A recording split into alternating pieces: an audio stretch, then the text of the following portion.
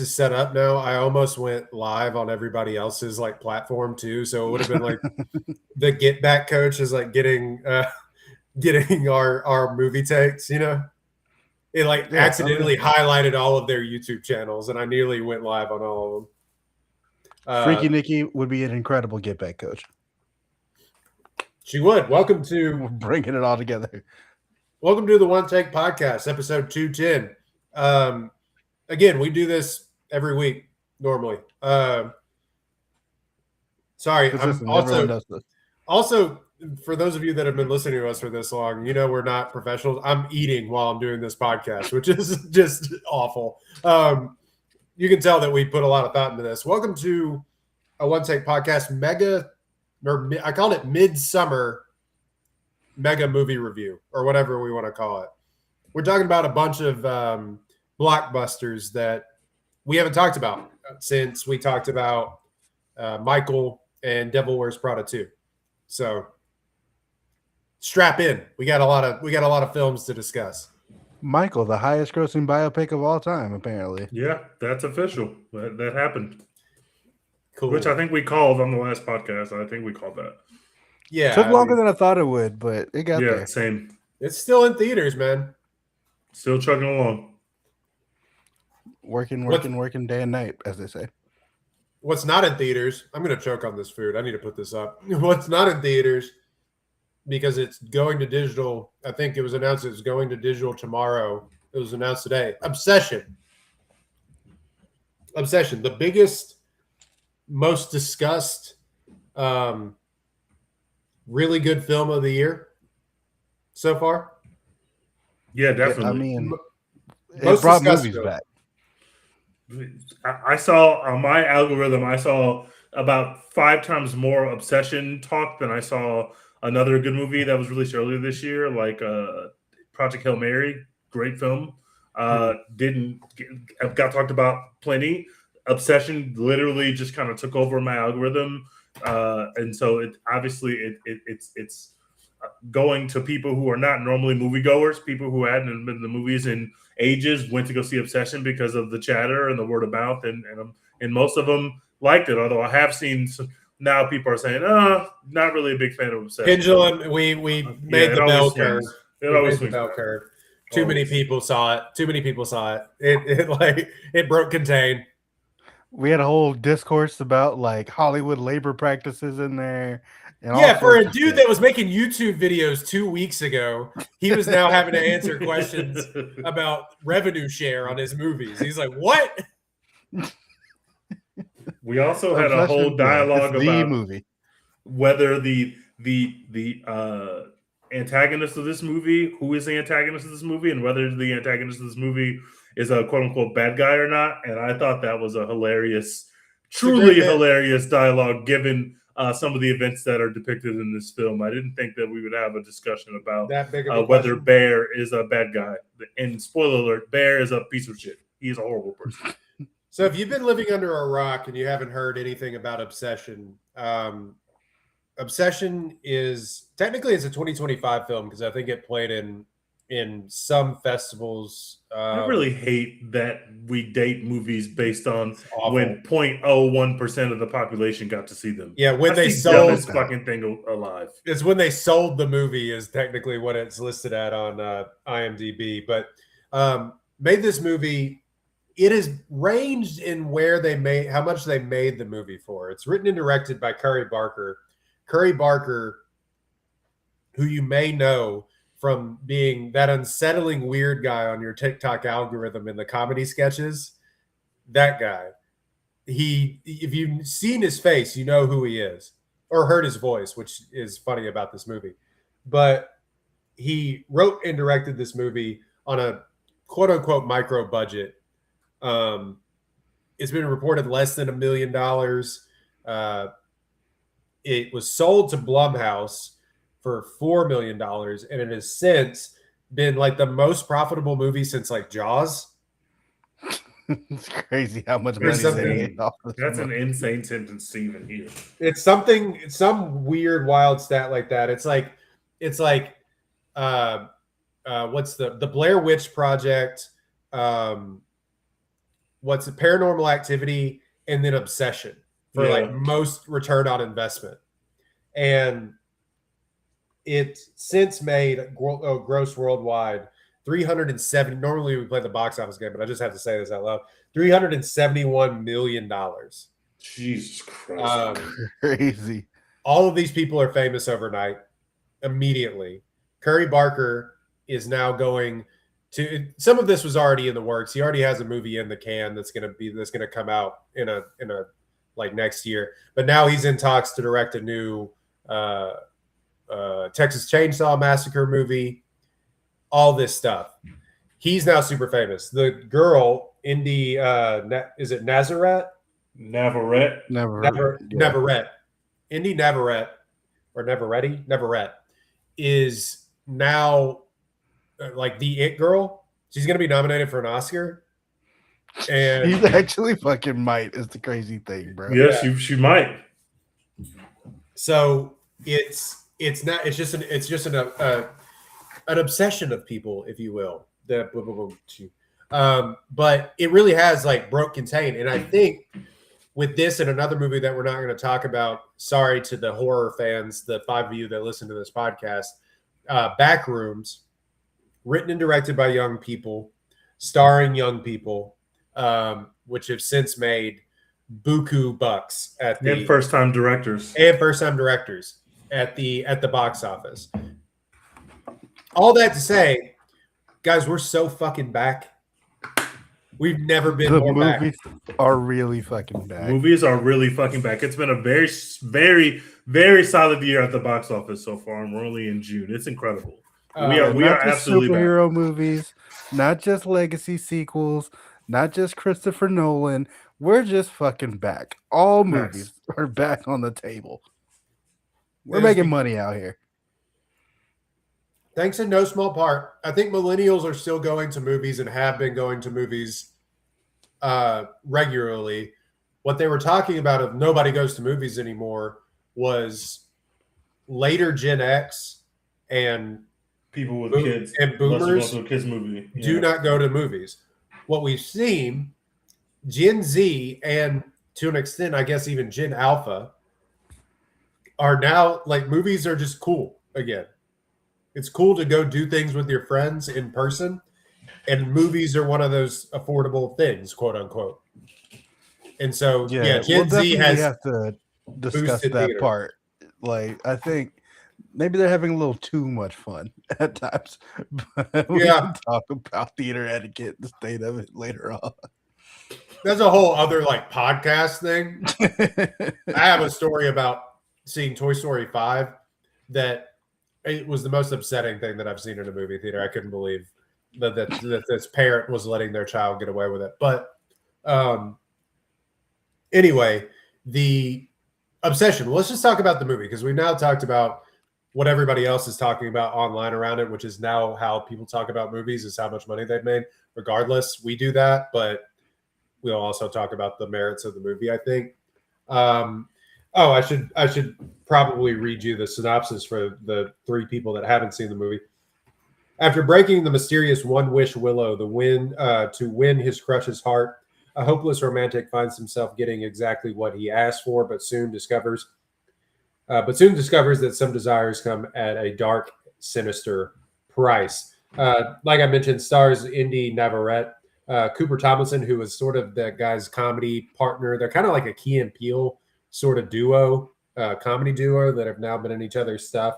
But Michael Johnson plays the main character. And also, I should shout out Megan Lawless is one of the main characters. And Andy Richter is in this movie for some reason. But written and directed by Curry Barker. We saw this movie like 3 months ago now. Who wants to talk about it first? I'm going to eat a salad. I'll go. I had a great time with Obsession.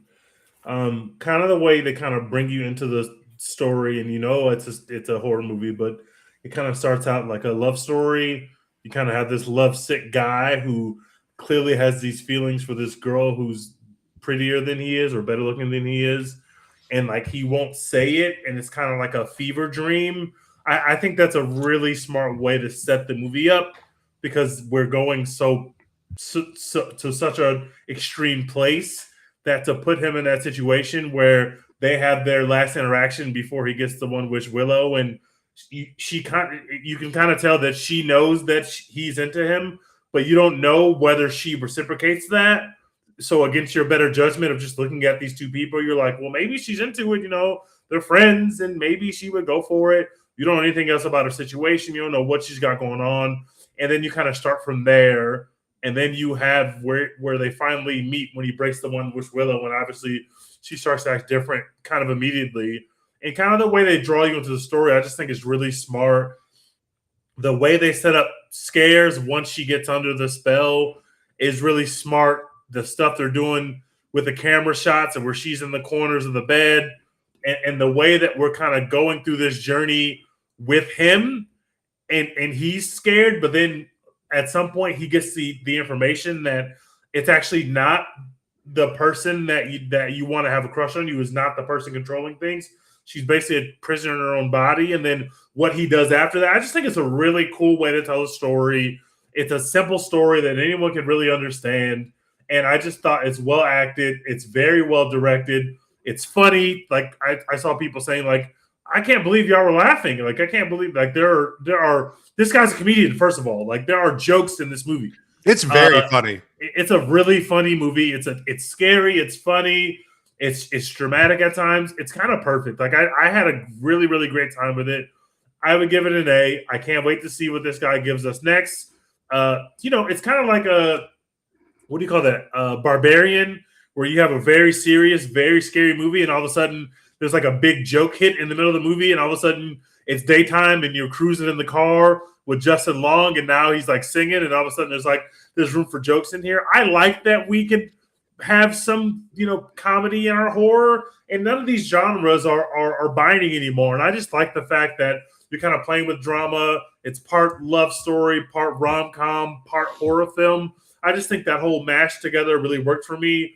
Really gruesome stuff, really harrowing moments. There was a moment where they're at a party, and of course, she's being weird as shit, and she goes and stands behind the best friend who has a crush on her now boyfriend, and it literally seems like she's just going to murder her right then and there, and she just kind of slides her chair back slowly. There's so many moments in the movie that I'm just like, wow, this guy really knew what he was making. This cast really understood what they were trying to make, and I just had a fucking great time with it. I've only seen it once. I can't wait to see it again. I'd give it an A. I'm really into Obsession, and I thought about it so much after leaving the theater. This is months ago now, and I just cannot wait to see it again when it's on digital or when it's streaming, I should say. I'm definitely going to run this back. This is a banger of a movie. I gave it an A. This is a long recurring bit on this podcast that Dex cites frequently that I will do now. A man who has only watched one movie, has only watched Boss Baby, relates this to other movies. Man, that was a lot like the Boss Baby. But you are right in saying that like this has Zach Kreger written all over it. Yeah, it really does. Or to a lesser extent, I think Jordan Peele, because and you can see the Blumhouse connection there as well too. But it is comedians who know how to hit a joke in the middle of like very tense moments. And Curry Barker, I think, is almost weirder than those guys are. And I think he's able to land during some really like hard to watch shit.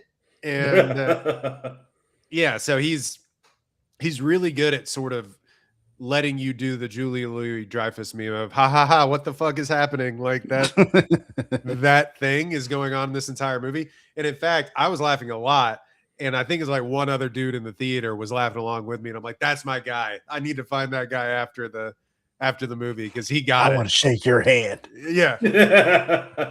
But I will agree, Teach. It's like these guys, there is a pipeline now of guys, not only YouTube guys or whatever, or like sketch comedy guys that are like, I have some bigger ideas about larger things.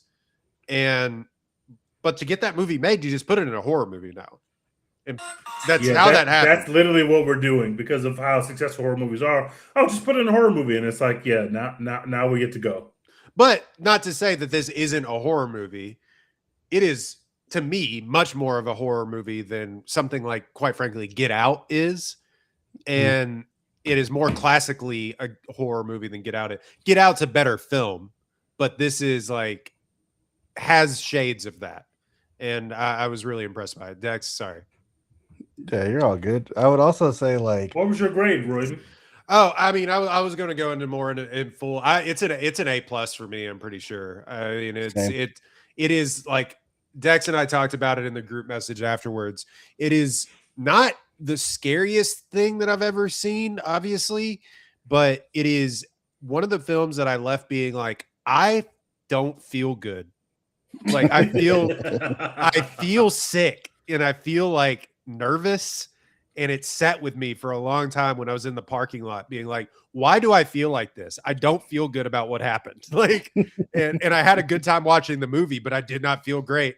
And so it's a weird thing that Curry Barker did with this that I'm so impressed with. So yeah. Is it Barker or is it Baker? I think it's Barker. I think it's Barker. Yeah, it's Barker. But yeah, I'm so impressed with how just well crafted this was on a very micro, quote unquote, micro budget. And yeah, it's just cool to see. And the performance by Indy Navarrete is I mean, she should be nominated for an Oscar. It's the best performance that I've seen. I didn't say enough about that. I think that she is phenomenal. It's not an easy. She's got so many things that she has to do, and I just think that she absolutely bodied it. It's a star-making performance. I'm glad that she's arrived in our lives. I thought she was fucking phenomenal in this film. Yeah, she was incredible. Like, you don't want to keep looking at her because she's so fucking weird, but you can't take your eyes off her in this movie. Like, I swear, every single time that she was just like standing there menacingly, it's like, I love her, but like, stop looking at me. Stop looking at me, bro. Like, it's a move. Really inspired casting because he has to do the thing to set her up as like it's inversing the manic pixie dream girl thing that we've seen and grew up with, and especially that I think that Barker and people around he's like 27, like people around our age have grown up with the rom-com manic pixie dream girl, Zooey Deschanel type girl. And she's very pretty, but she's not like, I don't know how to put this without sounding crass, but she's not like unobtainable. And I think that's like part of the charm. But I mean, she's very pretty, but she's very kind when the movie starts out. That's the only reason the first part of the movie works. You have to think like, I don't know if she likes him, but it's not outside the realm of possibility. Right. Like, they seem like they could. They seem like they could be a couple. This guy isn't like a slob or anything. He's kind of like greasy, maybe a little disheveled and weird, but he's not like he has no swag. He has no confidence at all. But you're like, oh, I could maybe she's into him. We've seen it in rom-com, but it inverts that. So yeah. I was gonna say, like, you mentioned how this is like more of a horror movie than Get Out, and like how just uncomfortable it is. I feel like so much of Gen Z's humor is just making people uncomfortable, and like that's the funny part. That like you just turn it just a little bit and it becomes horror. Like there's so many like TikTok sketches and shit that you see that's just like, oh, this is a really creepy person who's like very annoying and very like weird, and I'm uncomfortable. And that's just what they do in this movie. They're just like making it a little more dramatic, and it worked for me every time. Like every single little thing that they do to just show you that Nikki's just a little more crazy now than she was before. Like had me going when they have her like just stand in the middle of the room like after Bear leaves. She just shitting herself. Bro, when they have the meeting in the break room when he finally tells the best friend kind of what's going on, and she's like in the background for seemingly like 10 minutes just staring at like that shit is the creepiest shit I've ever seen. I'm like, she literally has not averted her gaze. she might not have even blinked. And I was like, I feel like she's staring at me. Like, I feel so fucking awkward, bro. Me. The worst. I'll tell you this. To interrupt again. The worst is the Uncanny Valley, and he talked about this, how he's sort of obsessed with the Uncanny Valley of it all. And they gave her the Uncanny Valley makeup, and she's just standing in the corner watching him sleep, but she looks a little different. And it's like it's like how you would wake up and see something that your eyes haven't adjusted yet, but it's her, and like her face is different. And you're like, what is going on? And then she like moves. She's like, why don't you like me? And you're like, I hate this. I hate what's going on. That scene you mentioned where they're at the house party and like they're doing the Jenga thing. Yeah, I thought she was gonna murder Sarah right then and there. Like I thought it was all over. And I think also the fact that I saw this movie one time, it was like 2 months ago, and I remember all these characters' names just instantly. Like I can just tell you how good of a movie this is. Like I love them all. They're not. I've seen people complain that like they're too basic. They're too like they don't feel lived in. Whatever. And I don't. It's a 90-minute movie. That. I don't give a fuck at all about that. I feel like Trey Parker knew exactly what movie he wanted to make. He knew exactly like what the situation in the story was, and he like just did that. And he was like, I got 90 minutes. I got $17. Like I'm going to like make exactly the movie that I want. I don't need to leave any of this up to interpretation. Like there's no like, oh, I wonder how this would have happened, or like he should have done this instead. Like, no, he's like, I know exactly where I want the story to go. It's going right there. No fluff, no mess, like no ambiguity.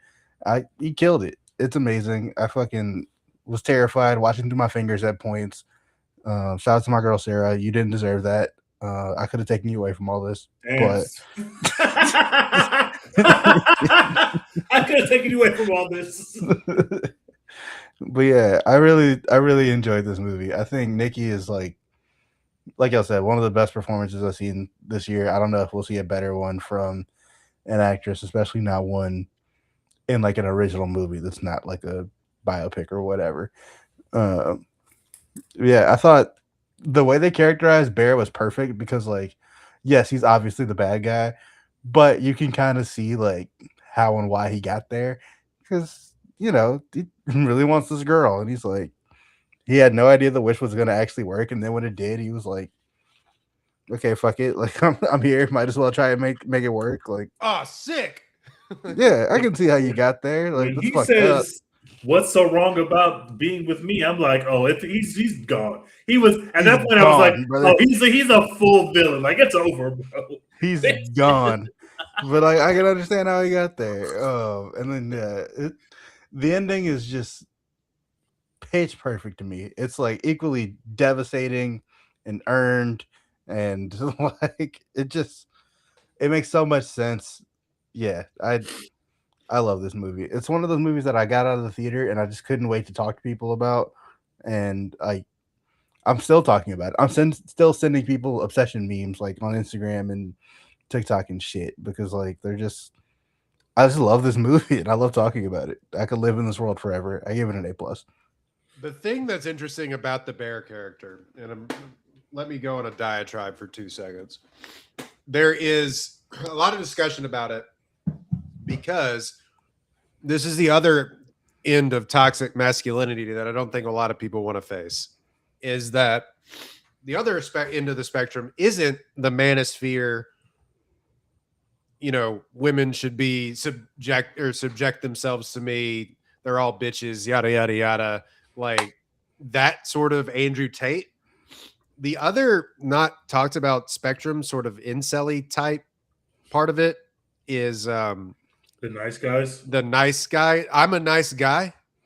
Yeah. I'm a nice guy. Why wouldn't you want to be with me?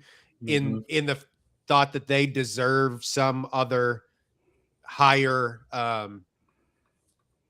what's the word I'm looking for? They deserve some other higher praise, that they're not assaulting people or like trying to subject women to their will. And I think it's very smart. I think it's a very smart thing to be that line. What's it? The woe is me of the woe is me of dudes that could never get with girls. And I don't think a lot of people are willing to confront that in themselves. Of man, I really wish I could get with a girl. Well, if you would just talk to people, it would be fine. Yeah, stand on it. Be a man about it. Sometimes you miss. You know what I mean? That's what I don't think people want to talk about, is that sometimes you brick, you know? But, you know, that never stopped KD from tweeting. So, well, something stopped KD from tweeting, but we don't have to talk about it. Well, yeah, I mean, when he nearly ran his teammates out of Houston, but you know that woman, the woman who plays our lead, was an actress. She had acted in a couple things, and she couldn't get booked. She couldn't get booked, so she's like literally playing Call of Duty for money and walking people's dogs. Like, welcome to the LA experience. There are so many talented people that are just working at your favorite restaurant or walking your dogs or whatever it is. She gets the right opportunity and bam, her whole life changes because she fucking crushes it. Like, she just knocks it out of the park.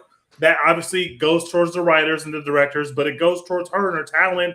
And it's not an easy thing to do. She's got to be a prisoner in her own body. She's got to be a fucking monster. She's got to be a manic pixie dream girl. She's got to be desirable. She's got to be crazy. She's got to be like two different people. Like, it is not an easy performance. And if her performance doesn't work, the movie doesn't work. Like, the whole film doesn't work if her performance doesn't put you at ease. When you're in that party scene and the whole theater is just sitting in their shoulders like, something's going to go bad. Now we're in public. Shit is going bad. Shit is going very bad. When they're at the restaurant, she starts screaming. Like, when you're in those moments, if she doesn't nail that stuff, it doesn't work. Like, the movie falls apart. It's a great concept, but it doesn't work because she can't bring it home, and she knocked it out of the fucking park. And that's how you get a hit movie. That's the magic formula that you can get, and that's how we're sitting here now talking about what's going to be one of the biggest movies of the year, no matter what's coming. It's going to be a huge success. It's going to be one of the biggest movies in the year, and we might be launching the career of this Barker guy, just like we launched the career of Krager, just like we launched the career of other people with these horror movies that come out of nowhere. They do very good business, and all of a sudden we get the same thing with Smile. Smile comes out of nowhere. All of a sudden it's a huge deal, and you're making stars out of the people who are in it. That's what we have with Obsession, and it's not going to stop. There are people that are only going to the movie theaters to see quote-unquote horror movies. That's the only things that they go see. That's why they're making so much money in the horror genre, and so we're going to see star-making performances in the horror genre, which means that we need to award these kind of performances more and more. The Oscars are starting to get there. We need more of that. We need to have these people that can actually compete for Oscars coming from the horror genre, and I hope that Miss Navarrete is one of the people that are able to do that because I think that she deserves it.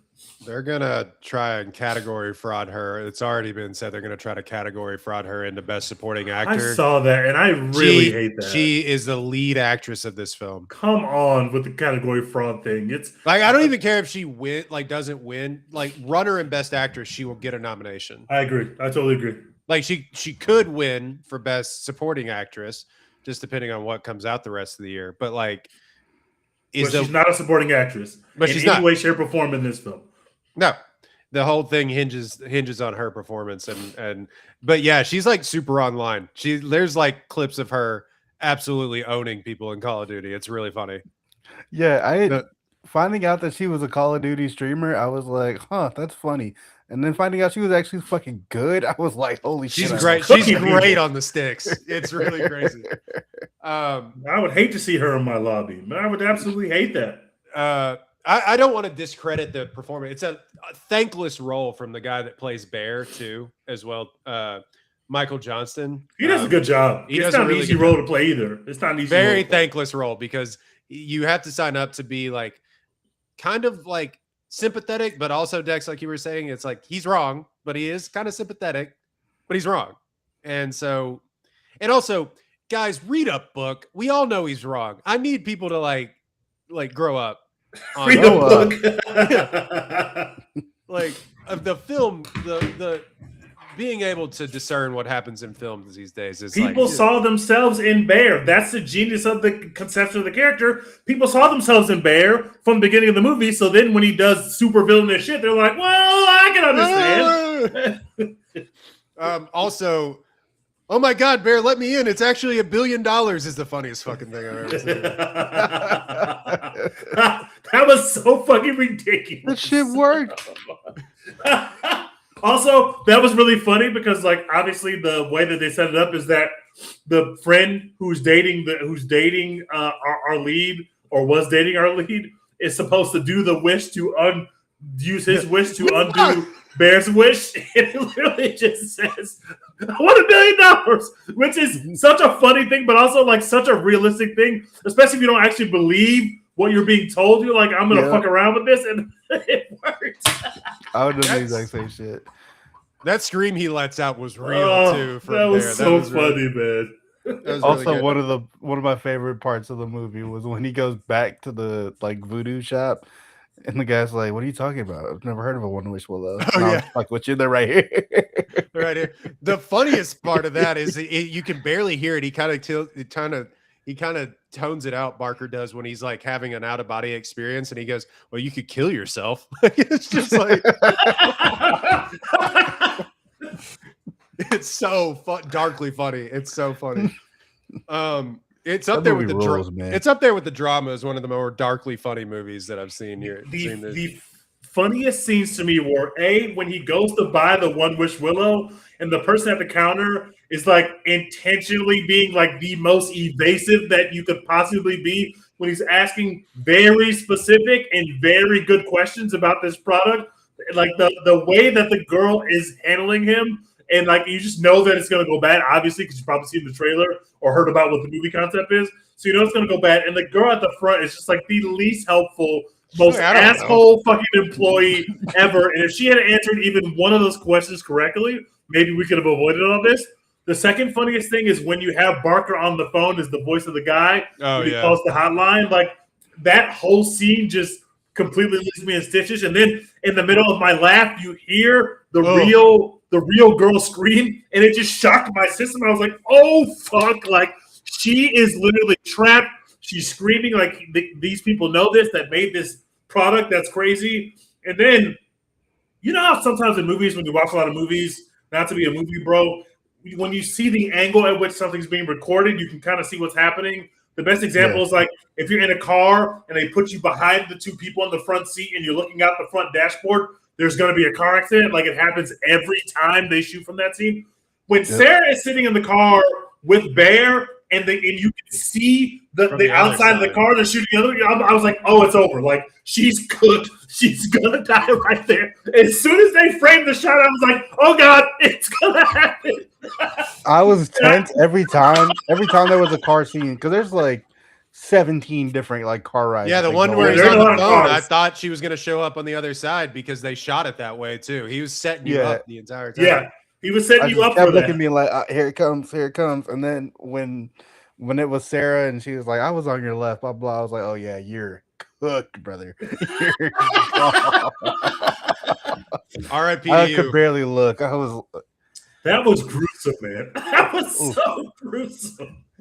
The car horn, bro. Holy shit, Just man. hearing the car horn over and over, along with like the brain squishing sounds. Just, oh my God. You're a sick bastard. I like you, Curry Barker. And then she goes and like stands by the side of the by his window and like rolls it down. Holy shit, man. There's some crazy shit in this movie. The party scene is just like the most awkward experience when she's reading the little what's like the poem. Yeah. I was like, how did they write this weird ass fucking poem?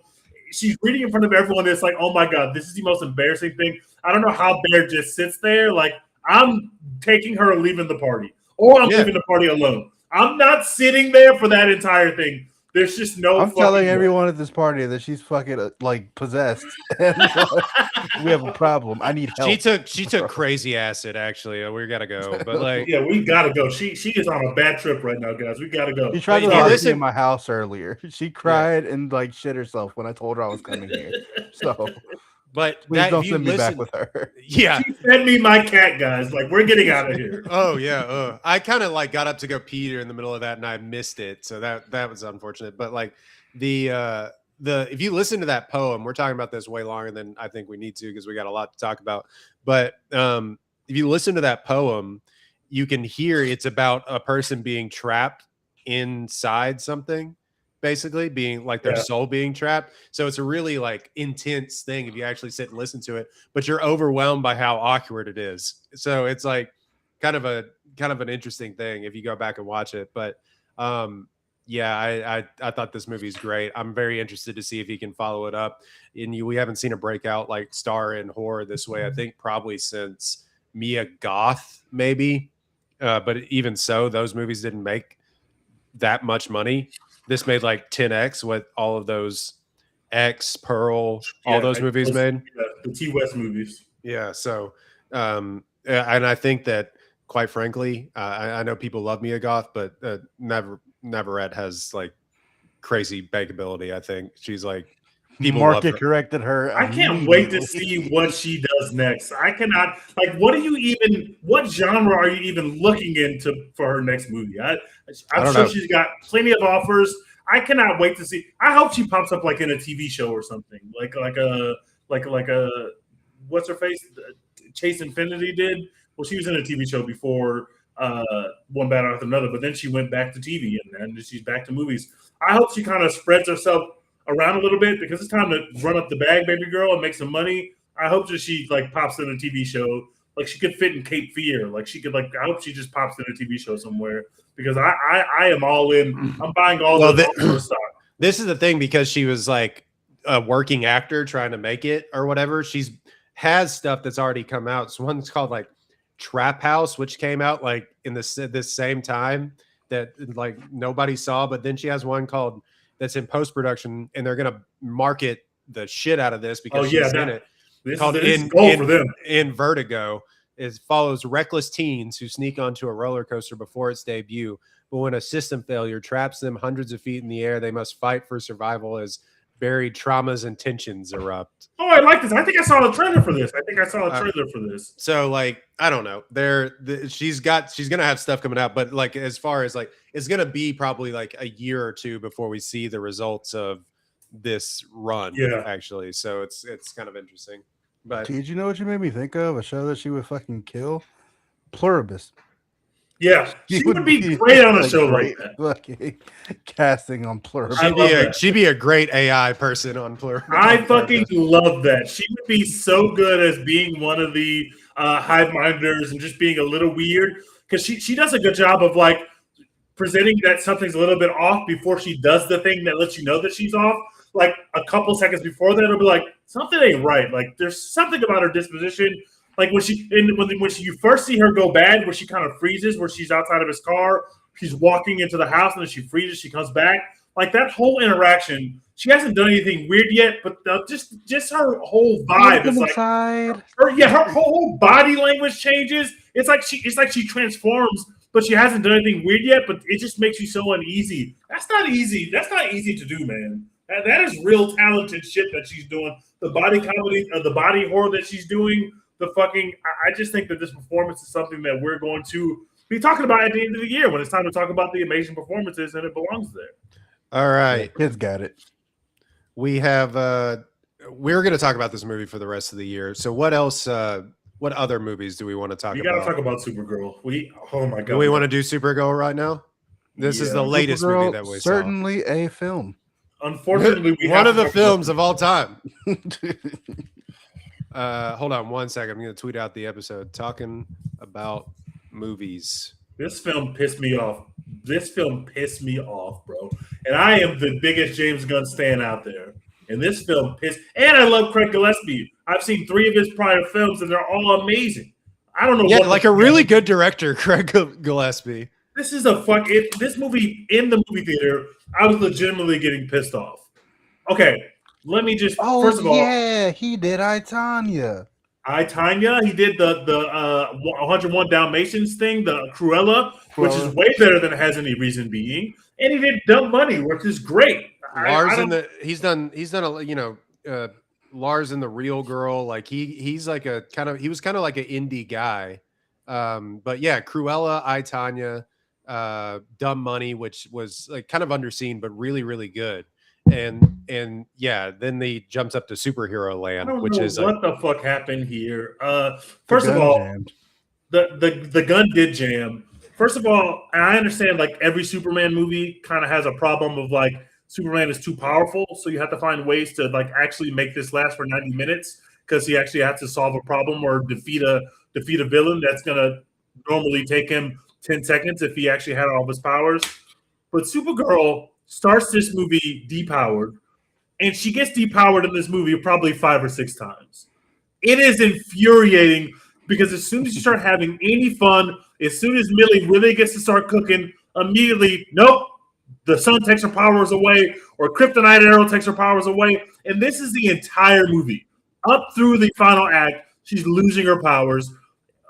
It just looks a little different when we're trying to do girl boss stuff, and you're just like depowering her so you could like keep the plot going. It sucks. Also, this is a wolf and cub story, but the cub has nothing to do. She has this badass fucking sword that makes a cool noise every time somebody pulls it out, and she don't get to fucking stab nobody with it, and it was infuriating me. Then Jason Momoa pops out, who I like, who I think is great, who plays the same character and everything, but so what? Who gives a fuck? It's fun. In this movie, it's not fun at all. It's terrible. It's horrible. He brings nothing to the fucking table. These people failed Millie Alcock, who's doing a great job as Supergirl. She did what she was supposed to do. I thought she was compelling. I thought that she was funny. I thought that she was credible in her action scenes, and everything else around her fucking stinks in this movie. Like, the movie is not the worst movie you've ever seen. It's just mid. Our villain is doing a good acting job, but this performance and this villain is a fucking nobody. That means nothing. He's Jeffrey Epstein with a fucking accent. This is the dumbest. Who wrote this shit? This is the dumbest. They failed this woman. They failed Millie Alcock. This is my young Rhaenyra. This is Team Black. I was there to support her, and everybody else failed her. And then James Gunn has the fucking audacity to give you the worst needle drop you've ever heard to end this movie. That is not hyperbole. They covered a song, and they made that song about 9,000 times worse, and they dropped it in the biggest scene of the movie.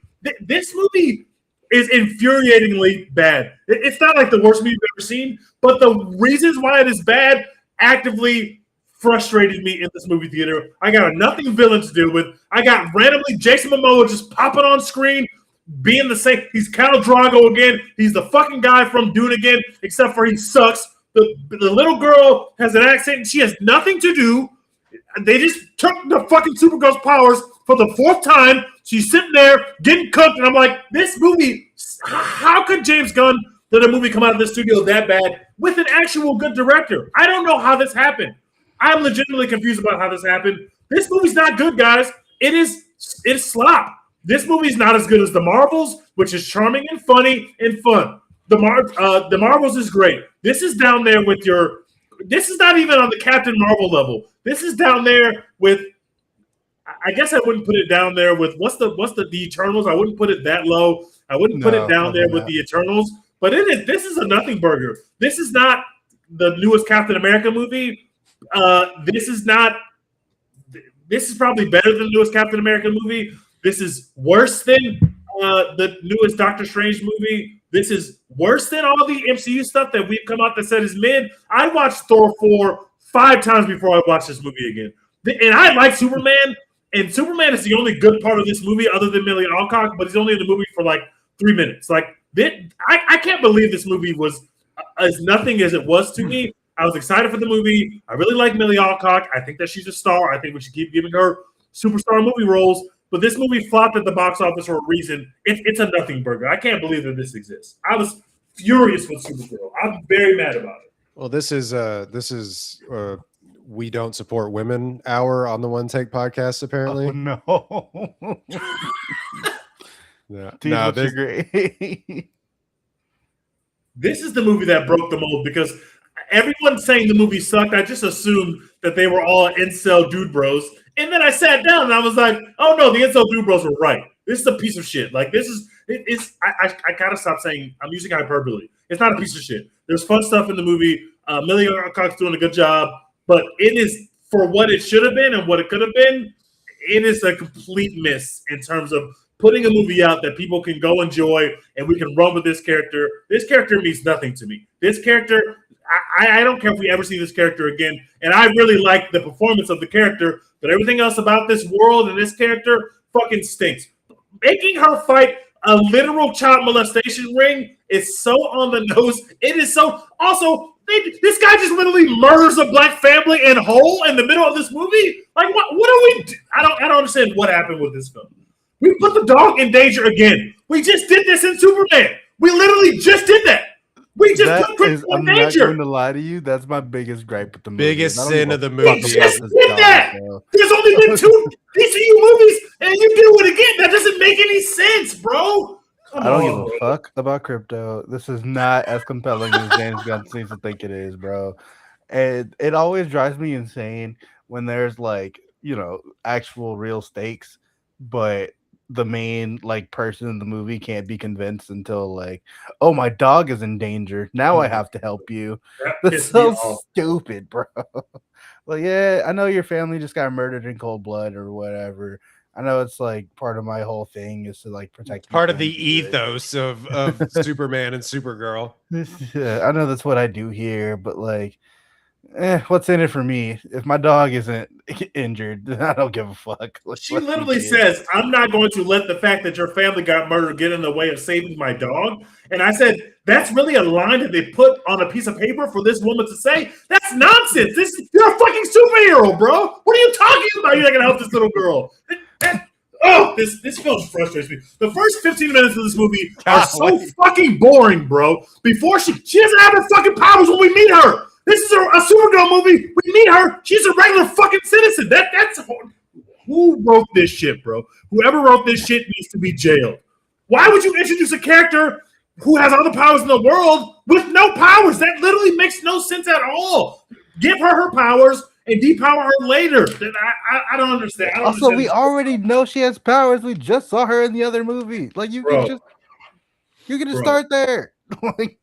There's a couple. If you're starting with your hero having no powers, it's because it's a fucking origin story. But it's not an origin story because we saw her doing super shit in the last DCU movie, which is the only other DCU movie. Like doesn't make a year ago. I'm not blaming Craig for this. This was written by a woman named Anna Nogueira, and she was a former actress, and she wrote one short film in 2018, and then this is her first script. I did hear this. This is her first script, and it feels like a fucking first script, by the way. You don't have to be a fucking writer or a genius to feel like you're watching somebody's movie where they just wrote their first script. This script is a piece of shit. It stinks. It literally just stinks, bro. It stinks. The script stinks. Jason Momoa stinks. He always has stunk. The motivations for Supergirl in this movie stink, which I already kind of talked about. Crypto is just not. Like, I know they need to build like all the merch and all the toys around the cute dog, and the popcorn buckets have to be Crypto related and whatever. But like, you cannot build your whole fucking cinematic universe around us protecting this goddamn dog. Like, I'm sorry, that's not going to get it done. Well, Dex, I would argue that the biggest sin of the movie is you're kind of correct in that, like not having Crypto be Crypto in this movie. Like, if you're gonna have the dog, like, let Crypto's it be. a little bitch in this movie. You don't get no buckets in this film. It's crazy what they did to my guy Crypto. Justice for Crypto, bro. I actually love Crypto, and I felt nothing about Crypto being impaled because as soon as it happened, I was like, "Wait, am I going crazy? We literally just did that. We just did that. They're not gonna kill. And that's what we're building this movie. They're not gonna kill the dog. Like, you're not gonna kill him." I just watched a little kid get murdered because like he was like spanking his sister. And like that doesn't matter. We have to protect the dog. That's why the hero's journey is happening. Are you serious? Like, that's what I just watched the whole family get murdered, bruh. Like, man, woman, and child all killed twice. Like, I was extremely frustrated by parts of this movie. Like the more that I thought about it, I will say I went, theater, full house, like everyone was like really into it, and so that like I came out of it being like, you know what, that was fine, whatever, not great, it's cool. But then just the more I thought about it and like sat with it, the more I was like, this sucked and that really fucking sucked. So like, there's a lot of shit wrong with this movie. I will say there are times when like, it's just a fun superhero flick and it's fine and everything is all cool. Millie Alcock, when she gets to have her powers and gets to fight, like she's good. She's we know the kids got it. Like we saw it on House of the Dragon all those years ago now. But yeah, she just was really let down by the movie around her. I don't even hate the idea of like taking this like young girl who can't fight on this like revenge journey. Like I think that's a good, setup for a small superhero movie. They just didn't stick to that enough. And then she just kind of in the middle of the movie is like, well, I have to make sure that you're a good person and you're not like me. It's like we haven't done enough to establish that yet. Like this is not where this movie felt like it was supposed to be going. But overall, I give it like a flat C. Like it's a very annoying C because it could have been an A. Like they had all the ingredients there for an A, and they just didn't do it. It could have at least been a B. Every time I was having a little bit of fun in this movie, literally, it was like, oh, she's depowered. Like as soon as I was having a little bit of fun, bro, oh, she lost her powers again. The last time she lost her powers, the people next to me, it was two women sitting next to me, and it was me. We all literally exhaled and threw up our hands because she had lost her powers like 4 times already, bro. I literally couldn't believe it. I was like, am I going crazy? Every 10 minutes she loses her powers. I start to have a little bit of fun. Oh, sorry, powers are gone. We got to do 15 minutes of getting her powers back now. And it's like, you know what? I like this is crap. This script is a mess. I probably gave it a C-. I probably gave it lower than that. I think I gave it a 1.5 stars on Letterboxd, but a lot of that was because I was angry because there's some stuff there that could have been a good movie. Millie Alcock is doing her job. Stars. Millie Alcock is doing her job, bro. Like she is her. We've already seen her. She literally, before Emma Darcy really leveled up and found the character, I thought after the first season that she was the better version of the character. Now Darcy's going fucking insane. And so who could touch her? But for those first 10 episodes, I was like, I'm not gonna lie, young Vernier stole the character from the older Vernier. She fucking cooked. And I think Millie Alcock's talented, and I hope that we see her in more stuff. And this failure of this movie is not on her. And I'm not going to put it on Craig either. I'm putting it on Gunn. I'm putting it on the writers. And I don't understand why you're going to put Jason Momoa in this movie to play a character that Millie Alcock is already playing. They're both drunk in this. They both don't care. They both kind of just do whatever the fuck they want to do. And it's like, why not put if you're going to put another superhero in this movie, why not put a superhero who's like different than her in some way or has a different path?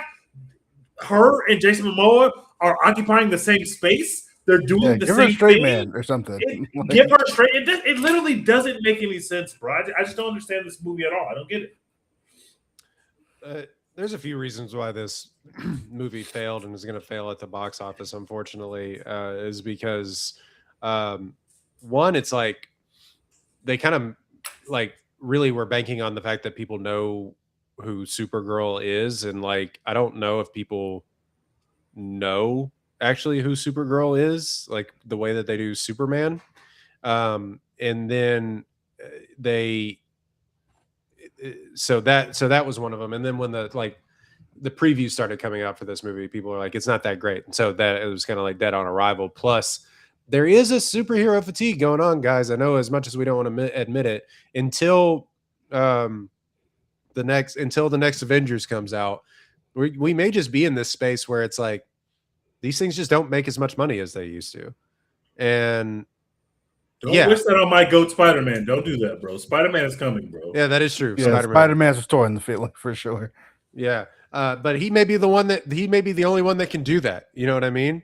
Like Spider-Man's always been bulletproof in that way. Supergirl and Superman even are not. And so the Fantastic Four are not. Are not. No. Absolutely are not. So it's just kind of interesting place that we're at. Millie Alcock is really good as Supergirl. I really like. It is kind of contrived in the way that they're like, we got to make her different than Superman. Like, yeah, the devil may care attitude. She's drunk. She's dealing with her trauma in a different way than Clark is dealing with his lost home trauma. And in fact, so much so that we get flashbacks to that trauma. Guys, I'm tired of it. Just like the Batman thing. Like, I'm tired of seeing this. It was like a Krypton blew up. Who knew? Yeah. It was like a different it was like a different version of how Krypton, like the story we don't see, like Krypton existed after we leave when Clark leaves, and this time we're seeing her because she was a teenager, and so she stayed after Clark left. Like, that's okay, but it's still the dead, my parents are dead drama that we always get with these things. Although David Krumholtz is like cooking in this for like 2 minutes, so congratulations to him. He did really well as being one of the I think it was like Jor-El. It was one of the other L brothers, but the Alcock is good. They give that poor girl, the teenage character, they give her nothing to do. It's so frustrating. They literally gave that little girl nothing to do. It's bad, man, and I feel sorry for her, man. I feel sorry for her, but she ain't got nothing to do. I just knew in the third act she's gonna start swinging that sword, and it's gonna be fucking awesome. Nope. Didn't happen. Didn't happen. Yeah. Did not happen.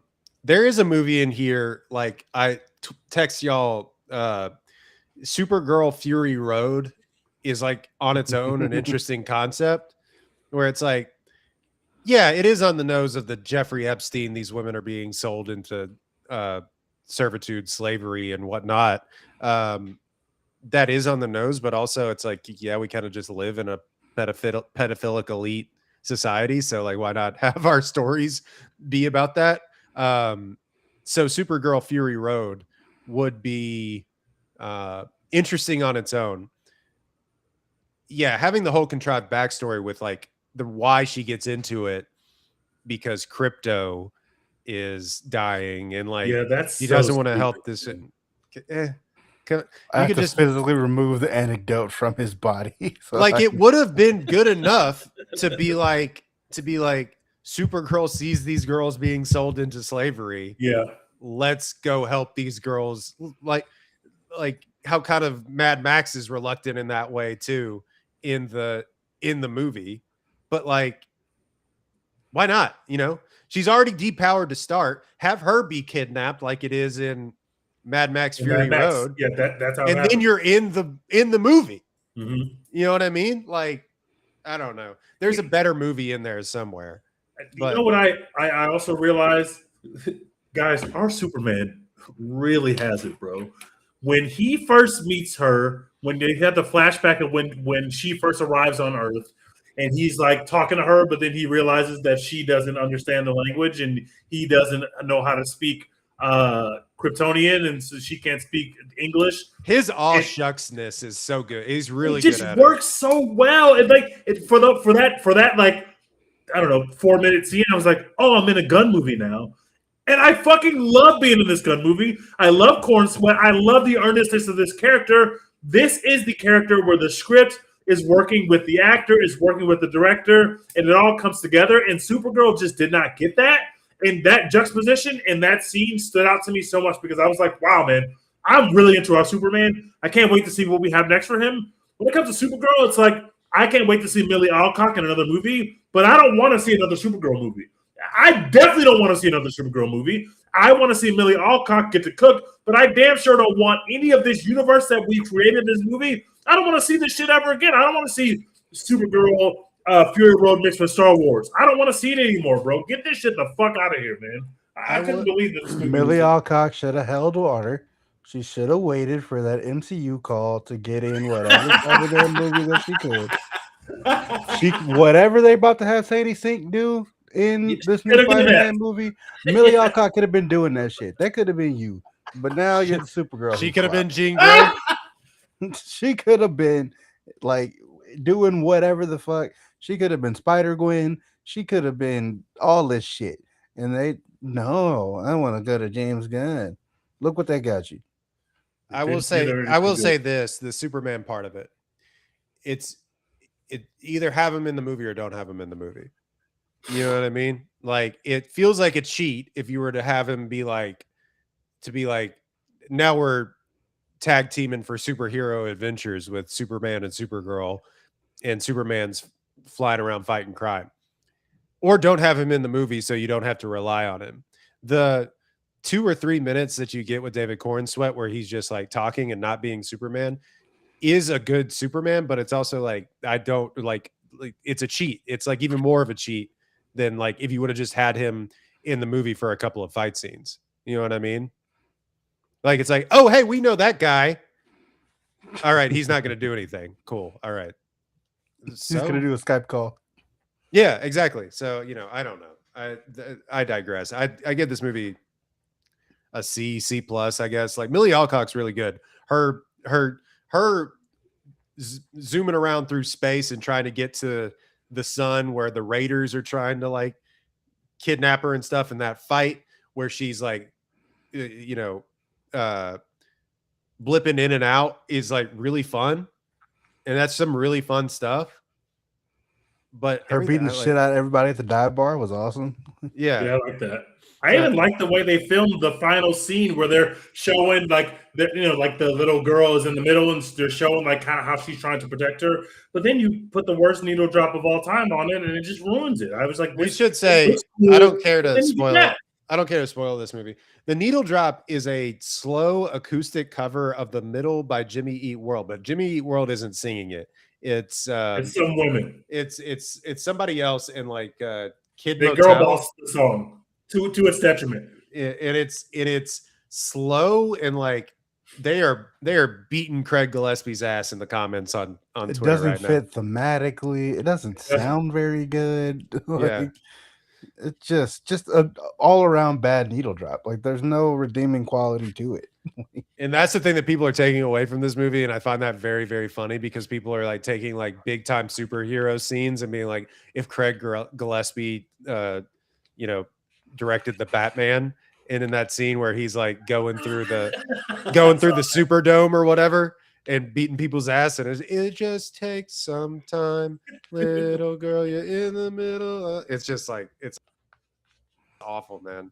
By the way, I like that Jimmy Eat World song. I was like, oh, this is what they're doing. It's a really good Jimmy Eat World song. I like that song. And yeah, it's a classic. We should point out that Craig Gillespie said that James Gunn picked this, and James Gunn is known for his needle drops, and he totally fumbled this one. And so that's why we're not blaming Craig Gillespie. We're blaming. It feels James like Gunn. He asked Co-Pilot like what song he should use about a little girl in the middle of a fight, and they were like, Jimmy Eat World, the middle.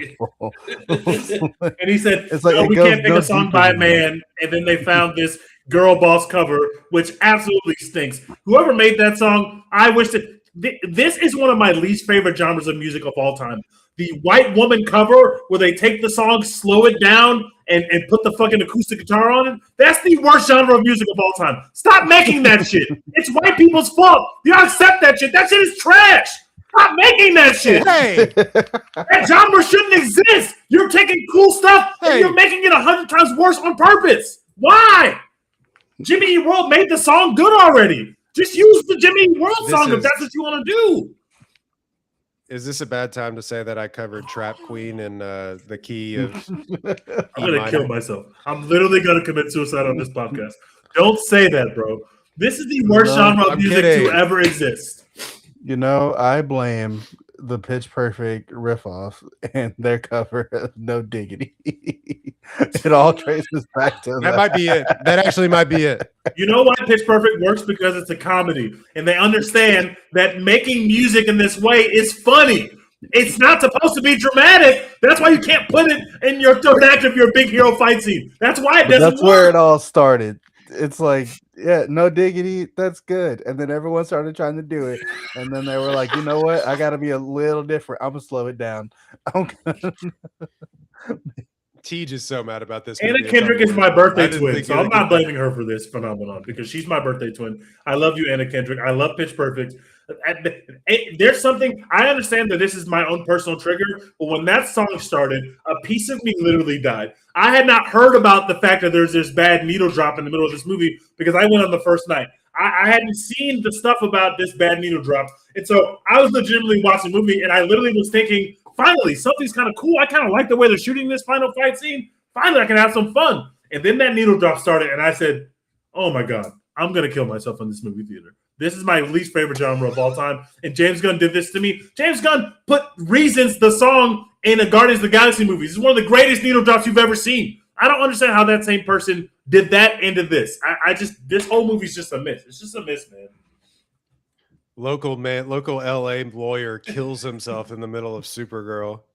Before reports say before he pulled the trigger, this needle drop sucks ass. That's crazy. I can't believe it made you that mad. It didn't make me that mad. I was just like, this is bad. I just want to point out that as we're recording this for the podcast listeners, Netherlands and Morocco are going band for band in terms of missing penalty kicks. Yeah, this is the worst penalty kicks you've ever seen. This is a disaster. Hold on. They're just missing everything. This is They're insane. going band for band in terms of bad penalty kicks. This is insane. I've never seen anything like it. This is why I hate penalty kicks. I fucking hate the penalty kicks. No, they're ruled, dude. I don't know what you're talking about. They're smoking these kicks. They're not. These guys are legitimately choking, but both teams are doing it. Did my goat Holland miss? No, I think he made his. Different country. All right. No, wait. Is he not? Oh my God! I hate penalty kicks. This is the worst thing. This is like if the NBA Finals game ended and they started playing knockout at the end of the game. I want to see soccer. I don't want to see these fucking penalty kick shit. I hate this. This fucking rock paper scissors. That guy just stood there and put his hand up, and he. Oh my God, Morocco's gonna win this game for sure. He totally will not miss this. Yes, he is. Morocco's gonna miss. Oh my God, I've never seen anything like it, and the Netherlands is good. Yeah. So we thought Germany was too, right? Oh my God, the Netherlands are gonna get sent home. I'm gonna be so sad. This is my second favorite team in the tournament outside the U.S. And they're gonna lose on PKs because everybody's smoking kicks, bro. This is insane. How much money do you have? I did not bet on this game. I did not bet on this game. I have $100 on my fucking Netherlands jersey. Sitting on this bed right now. Oh, it is over. The funniest thing about penalty kicks is that like the goalie can be the most wrong about anything they've ever been in their entire life. And it might not matter. Yeah. They just dive like exactly they just choose a side to dive to. Anyway, Morocco won. So that's interesting. God damn it. No, penalty kicks are awesome. They should have a 3-point contest if we go past double overtime. No, in they basketball. shouldn't. Please. Yes, they should. Yes, they should. What are you talking about? If you had to if sinners shoot three, they should have sinners shoot threes. That would be my 9/11. The game is tied. Feels more ethical. Free throws feels more ethical. Free throws? Nah. Ew. Home run derby if it goes past the 12th inning. That I'm with. Because we don't need extra baseball. Okay. Like that. That's okay. All right. Moving on. Our final film that I think we're all going to discuss in full. Disclosure Day. Disclosure Day. I'm interested to see what y'all think of this film. I'm interested to see what I think. I think that is, I think, the consensus. It is. I'm also interested to see what I think of this film. It is made by a man. I don't know if you've heard of him. Steven Spielberg. Oh, Steve Spielberg. I don't know if you've heard of that guy. Yeah. Written by David Koepp, story by Steven Spielberg, actually, who has only had a few writing credits to his name. Of course, he's probably had an influence on every script that he's ever gotten. But technically, let's see. Let's look at the movies that old Stevie has actually written.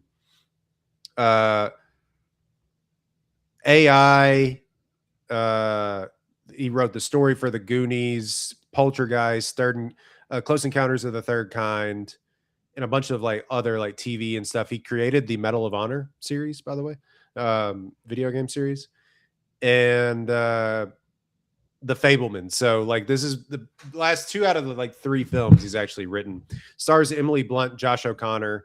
It is, let's see.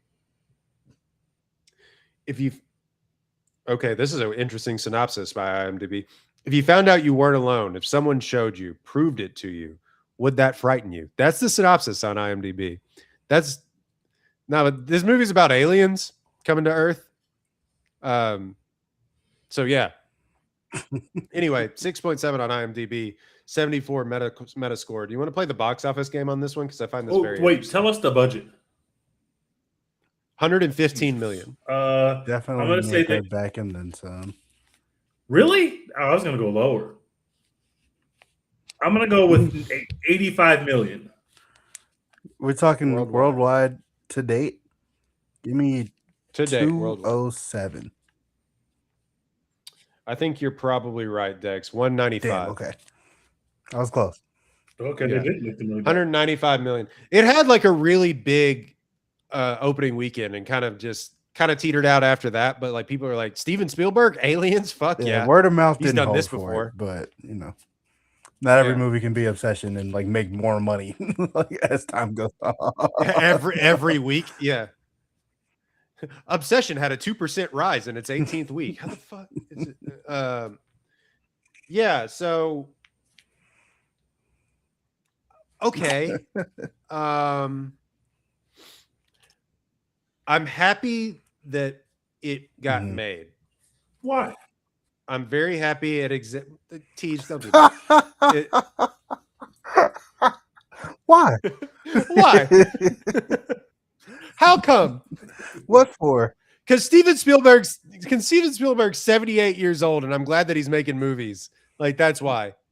And I'm glad that he wanted to tackle the aliens thing again. Although, like the last few times that he's dealt with aliens, mainly being like Kingdom of the Crystal Skull, it hasn't quite worked out the way that I think that it did earlier in his career. But this is a very interesting movie because it's not asking, do we think aliens exist? It's telling you that aliens exist, and he's wanting you to reckon with that fact. It's like Steven Spielberg being like, hey, I know aliens are real. The government's hiding it, and this is what would happen or what should happen when all that information gets revealed. That's basically it's like a manifest from Steven Spielberg being like, this is a real thing that is going to happen. And I find that fascinating. Yeah. The execution, the script is bad, but like David Koepp, I think, kind of let him down in that way. The story on itself, because he wrote the story in itself, I think is good enough. And his execution behind the camera, he's still got it. He's still Stevie Spielberg. Like, he's still Mr. Fabelman. Like, he's really good. He's really, really, it's like this movie looks, sounds, is fantastic to look at on the screen. The alien design notwithstanding, because it is really funny that he still is like their little green the men. most basic alien design you could possibly have. It's so funny to me. They look like it's alien so emojis. that like he's they literally look like Yeah. the emoji. Yeah, maybe that just is what aliens look like, guys. Give them a thought. Yeah, he's probably seen them. But Emily Blunt gives her best performance in a movie, maybe ever. What a woman! She was so fucking good in this movie. Oh my She's god, so good in this movie. That being said, the how do I describe this? The sentimentality of which this movie surrounds itself with, the absolute lack of cynicism, which is, I think, a boomer optimism in faith in humanity, doesn't quite sit well with me in 2026. And that's my own misgivings. And I am a cynical person by nature. The fact that Spielberg thinks that something of this nature would happen and everyone at one time would be like, yeah, okay, cool. This is crazy. And would This be is watching really watching the same thing, and also believing it, and not immediately getting on a podcast and being like, "This is fake" and like AI. Granted, it all kind of rushes to a head at the end of the movie, so it's like I'm kind of picking nits here at the very end, and we can talk about the ending of the movie a little bit more when y'all want to, but it is very boomer optimism, which we love Spielberg for. Yeah, it's been in the sauce since the beginning. It works better in his earlier movies when we had Hope. So, yeah. Anyway, I thought it was awesome to look at. I thought O'Connor was fine. I thought Emily Blunt was great. Firth is kind of miscast, even though I like Colin Firth. Coleman Domingo is the villain, right? Mr. Exposition. Yeah. Coleman Domingo is Mr. Exposition. It's no fault of his. He's still good, but he's just he's Mr. Exposition. But I don't know. I fascinating movie to me. I think it's fascinating to have somebody like this late in his career still be able to like put sight and sound on a movie screen like that, but also like the story is just doesn't live up to what he's able to produce. I just found the movie really interesting. I'm like at a B+, I think, with it. That might be the nicest Beautiful Gowns review we've ever had on this show. Speaking of Paul Tazewell, costume designer. Shout out. So, friend of the program, kind of, sort of. But this is a movie I like the idea of more than I actually enjoyed watching for the most part. What's his name? Josh O'Connell. He just doesn't have it for me. He does not. He's on Fraud Watch for me. He's on Fraud Watch. Don't do this. I'm sorry. I'm sorry, man. He just doesn't have it for me. Especially not in a movie like this. In a movie like Challengers, okay, fine. He was cool. He wasn't the coolest. He was the grimy, nasty dude. Yeah, he was the third best guy in the trio. No, he was second behind Zendaya with a bullet. No, he wasn't. Yes, he was. I don't agree. I mean, he just doesn't have it for me. But like that was like notwithstanding, I think his character just didn't have enough to do. Like obviously he's on screen a lot and there's a lot going on around him, but like he just doesn't really get to do much or like have much of a say in what's happening to him. It feels like he's just doing things that the movie needs him to do because that's what needs to happen for the movie. That's exactly it.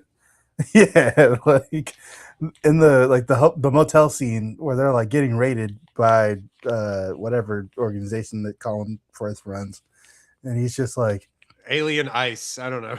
Yeah, he's just shoving Baby Bono out the window and like giving her the device or whatever. It's like none of this feels like a thing that like a real guy would do. Like this just doesn't seem like it makes any fucking sense. But there's a lot about the movie that I liked. I liked Emily Blunt's is that Bono's daughter? Performance. Yeah, it is. Baby Bono. Eve Houston is Bono's daughter. Wait, what? Wow. Okay. Anyway, Jane or whatever her name is. Eve Houston. Yeah. Yeah, that's Bono's daughter. Baby Bono. But yeah, she just. Her character, like they could have done something really cool with, and then just kind of didn't. Like I thought it was gonna be like a lot about her with like the whole monastery thing and the whatever you call the place where nuns live. And then her being like mind controlled. I thought that would mean more than it did. You get to the end of the movie and she's just kind of there. Like you get to the end of the movie and Josh O'Connor, she's kind of there, and it's all about Emily Blunt, but then she's also sidelined for this other like news reporter who we've never seen before, who's talking everyone through the existence of aliens. And like it just the whole movie felt like that, where it felt like nothing really came together like it was supposed to. The big reveal of like what Coleman Domingo's been up to the whole time didn't make a ton of sense to me, didn't really work for me. the idea of like thinking about like, oh, how would people react? Like if they found out aliens were real, would you still believe in God if you found out that aliens were real? Or, all that kind of stuff. Like those are interesting questions, but the movie doesn't answer them in interesting ways to me. And it just feels like a lot of running in place until we just decide like, okay, now we're moving on to this other new concept that we're also not going to explore very well. So, I mean, I give it like a C+ maybe. Like there's stuff in there that's cool, but for the most part, it just doesn't really come together to me. I did not like this film. First of all, I think it's Emily so Blunt, tough. One of our goats, man. I think Emily Blunt is so fucking good in this movie, and not starting the movie with her is just a big mistake. Like the first 20 minutes were with Josh O'Connor. I'm like, oh god, this guy. I don't know if he has it. I'm not really picking up what he's putting down. Like we're starting him in an action sequence, but I don't really give a shit about what he's got going on. Then we get with Emily Blunt, and I'm like, oh, this is the movie. The movie is Emily Blunt's movie. Now we're having a little bit of fun.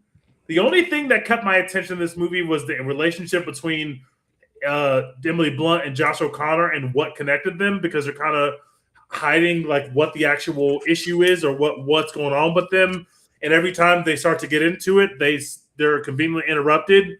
The dude that plays Emily Blunt's boyfriend is literally the most annoying character I've ever seen in a movie. Like Wyatt Russell has got nothing to fucking do. I've seen Wyatt Russell and stuff that I like. He's just being a fucking annoying asshole. And every time Emily Blunt's on the phone trying to get much needed exposition, he's just he's just interrupting her so that I can't hear the fucking exposition I need to hear to know what's going on. That was really frustrating to me. Somebody said, can you imagine being Wyatt Russell and Steven Spielberg finally casts you in a movie and he casts you in the Wyatt Russell part? Like, he's got nothing to do. He's sucks. An annoying dude, bro. Emily Blunt's just blowing him off the screen because she's actually got stuff to do. I didn't care about any of the, like, oh my God, like, what would people believe about their religion if aliens are real? I was like, that's a stupid inquiry to me. But at least they're going to answer it. No, they didn't answer it. They didn't answer any of that. You find that stupid? I think it's a question worth asking. I think that's its own movie. I don't think that is in like, let's just bring the aliens and figure out what happens. I also do think the nun kind of gave a good answer, but whatever. I also hated right when she calls the nun to like ask the question. The nun just happens to be like, "Oh yeah, I believe in aliens." I doubt that very many nuns would give that answer. It just felt like Steven Spielberg needed the character to like finally see the light, and so she just happens to talk to this nun who she trusts and loves that says like, "Yeah, I believe in aliens. Maybe God made the aliens too." Like, okay, we could have probably got to that answer in the first act. We didn't really need to wait, but okay, that's fine. Having gone to a very religious college, Royden was at the same college. You would not believe how often these people just sit around thinking about all these things. Like, you would not fucking believe. Brother. Like, that's what they do. Like, let me tell you about it. Oh, and if you just so happen to but if you just so happen to maybe partake in the devil's lettuce a time or two, then the conversations get real interesting. Like, this is just all like we did in college. It was just sit around and think about like God stuff. Sounds like my name there. I was not into the whole like, oh my God, they showed up at our childhood home, but then they can't see us. Didn't move me. The villain didn't move me at all. The villain being able to control people with the alien tech, I was like, this is fucking stupid. Like, I literally just like did not care about any of that. Also, he's like the best scenes in the movie when they're having the tit for tat with each other, and he like mind jumps into she's mind fighting him. I thought it was cool. I thought it was a cool bit. I literally hated it. Interesting, but it's like I was like, is she fighting him? Is she just like how is this working? Like, where's this going? That didn't do anything for me. Or like, also, this movie's called Disclosure Day, and it's about telling the world that the aliens exist.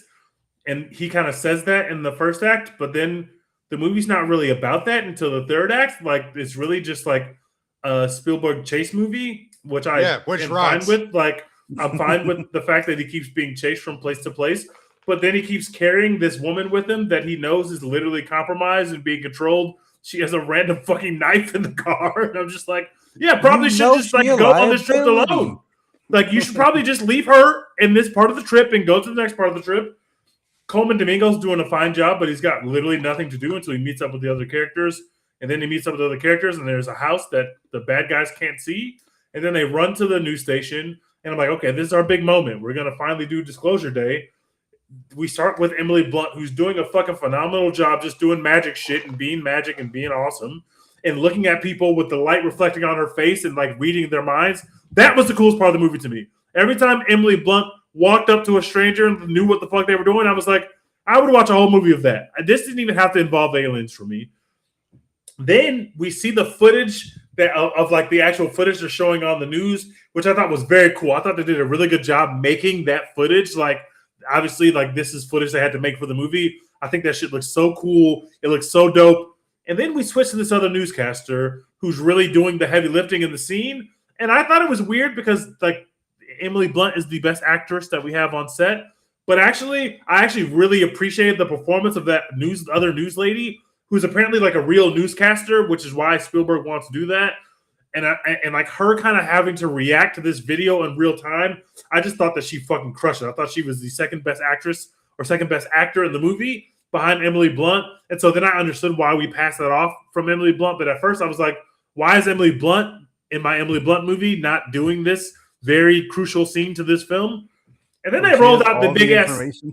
Yeah, like why is Emily Blunt not doing my Emily Blunt movie? But then we got to the other actress. I was like, okay, she's doing a great job. I actually like what she's doing. And then they rolled out the big ass alien, and I realized I didn't care about the big ass alien. I didn't give a shit about the big ass alien. I didn't really care about the alien part of this story at all. I was much more into the fact that Emily Blunt has a superpower that she doesn't quite understand, and she has some kind of weird relationship to Josh O'Connor's character, which I thought was going to be a romance because we pushed away her douchebag boyfriend, who's a complete douchebag, nothing of a character. And then we pushed away his girlfriend because she was being controlled by the villain. And so I was like, by the time they meet, they're going to be alone. We're going to have romance. But then it was like, oh, no, it's no romance here, which I thought was fine. But I only really cared about what their relationship was like and why Emily Blunt has superpowers. And the rest of this movie was a complete nothing burger to me. I did not enjoy it. I did not have a good time. And I love Spielberg, but I would much rather Spielberg make The Fabelmans than make Disclosure Day. I wasn't into the Disclosure Day part of this at all. I love aliens. I like alien movies. I didn't give a shit about the alien part of this movie other than the fact that the aliens were being tortured. And I was like, damn, that sucks. We're torturing the aliens, but also that felt like the most realistic part of the Seems film. A little on the nose. If Trump literally is torturing aliens like as we speak right now, they're just not aliens from outer space. But I wasn't really into this film. And I totally understood why people didn't relate to it because I didn't really relate to it. But I love Steven Spielberg. And I came away thinking, like, I obviously knew Emily Blunt was amazing. I've seen her in a lot of shit. She's amazing in everything. Emily Blunt is her. I heard someone else say this might be her best performance. And I thought, my first thought when I heard that was like, what? How could you say that? But then I thought about it again and I was like, yeah, this is at least up here with her best performances. If it's not the best one, it's up there. I just think that she's just fucking phenomenal. She's just like 10s across the board on some Florence Pugh shit. And I'm glad that she got this opportunity to do this. That being said, I thought that Florence Pugh could also crush this film, support Florence Pugh. And we are not seeing enough of Florence Pugh out here. And I just want to remedy that in Hollywood. I need her to be getting more jobs. This movie quite literally does not work without Emily Blunt. If she's not in it, it's like it's probably a disaster. I don't think it works with her, but it absolutely is the worst movie you've ever seen if Emily Blunt's not in it. Or somebody who could carry in that way, there are very few people who could do what Emily Blunt did in this film, I think. I think the questions that these older directors are asking about the nature of life and God and stuff is very interesting towards the end of their careers. And I'm glad that Spielberg continues to do that in his movies as well, too. I just kind of balk at the ending because I really am like, we live in a cynical society, and the way that media works now is his choice to use like NBC News to like to like broadcast this to everybody is just like it just wouldn't work like that. You know what I mean? I don't know. The cynic in me, I guess, but like this just wouldn't be the way. The images on the screen are incredible to look at until the big ass alien, which is these are like the aliens from Kingdom of the Crystal Skull. They just like use the same character models. That sucked. I was like, when they rolled that big alien out there in the wheelchair, I was like, you got to be fucking kidding me. I was kind of like, I did go, what the fuck? Like, I was like, that's they rolled like Kevin Durant out there. That's it. Wimby, they rolled Wimby out there. Like, yeah, they rolled Wimby out there. That's crazy. Like that alien was 18 feet tall. They were just like, it didn't work. It was so weird. It was, yeah. And then watching the alien whisper into Josh O'Connor's ear, and then him whisper into Emily Blunt's ear, just for Emily Blunt to get in front of the camera and go, listen, and the movie to end. That pissed me off so bad. I'm not gonna lie. What do you think Steven Spielberg is saying there, Dex? That shit I said what I saw. The fuck out of me, dude. I feel like Steven Spielberg was like, I don't even know what to say. I'm just gonna just cut it right here and just let them imagine some shit. I'm sure they'll imagine something way cooler than I could have come up with. It's literally no, like I'm not letting you off the hook. It's literally like we should listen to each other, folks. We're all arguing. That shit literally pissed me that. off. It's literally it with her saying, listen, I was like, yeah, y'all doing too much. Steven, please, bro. Like this script stinks. I when they ended it like that, I was like, yeah, that about sums up my experience. I will say I went back and I was trying to work my way back through some of his because I'm like, for as much Steven Spielberg as I've seen and grown up with, like his 2010s to 20 like up until I think like West Side Story and The Fabelmans is really rough. Yeah, except for I hadn't seen Lincoln. And I went back and I watched Lincoln. Real cinema. He is absolutely fucking cooking in Lincoln. Granted, he has the best actor of all time, like as the titular Lincoln, but it's also that script is written by. Give me 1 second. He's written some other scripts. Tony Kushner, who is like an all-time playwright, but he also wrote West Side Story and The Fabelmans and like Munich and some of his later work that has been really, really good. And I'm just thinking like he's gone between David Koepp and Tony Kushner. Those Tony Kushner movies are incredible. This David Koepp, yikes, brother. Like I know you had it for Jurassic Park, but this is bad. Like that was kind of bad. I will say that. I do kind of think that this movie, like, if people sit with it for a while, I think it may grow in people's estimations. That's my like call and shot into the dark is that people will like, you know what, Disclosure Day is like really interesting towards the end of. We're gonna get, hopefully not soon, but we're gonna get towards the end of Steven Spielberg's life, and people are inevitably going to go back through his filmography, and I think people are going to look at Disclosure Day with their different lenses, as happens with all of movies from great auteurs, but. I'm gonna skip the fuck out of that shit and watch The Fabelmans again, which is great. Facts. I love The Fabelmans. The Fabelmans feels like that's how you go out, brother. You made your life story. You told us why you loved the movies. Like that was it. Go see the movies. You notice they also have a train sequence, just like the train sequence in The Fabelmans. Like you can tell he wanted to do that train sequence for a long time. And then I saw the train sequence and I was like, mid. I felt nothing. And I was like, I felt the connection because I knew that he loves trains and that's comes from The Fabelmans. And I still was like, meh. I felt nothing. I literally felt nothing. You know, it's hard for a movie train sequence to make me feel anything after I saw what Tom Cruise and them cooked up. That's a fucking great point. That might be what it is. Possible. After I watched Tom Cruise ruined train scenes for me. They went so fucking crazy that nobody else can give me another train scene that's going to make me feel anything. After I watched Unstoppable. Y'all seen Unstoppable, right? Come on. Oh, yes. I've seen Unstoppable. Yeah, but your little train scene, like Emily Blunt, you got to do more than that. I'm sorry. You got to parachute through the middle of a train car. her panic attack that she had afterwards, I was like, can you not? Like, you're killing my vibe right now. Can you not? Oh my god! God damn it! Very interesting movie. I liked it more than I think a lot of people are gonna like it, but I completely understand why people don't. And I do think it'll grow in people's estimation though, because like I said, it's one of those movies that I like thinking about bits and pieces of it more than I actually enjoyed watching it. So I feel like people are gonna latch on to like the part of it that they liked. Like you can like kind of piece together your own like really good movie out of this. It's kind of like, you know, if you listen to an album that's pretty mid, but it's like 24 tracks, but it's got like 15 fucking bangers, and you just put like the 15 in your library and you only listen to those, you're like, hey, that album's pretty fucking good. But that's what people are gonna do with this movie. It's going to be like it's the Scorpion of Steven Spielberg's filmography. Scorpion. Jeez.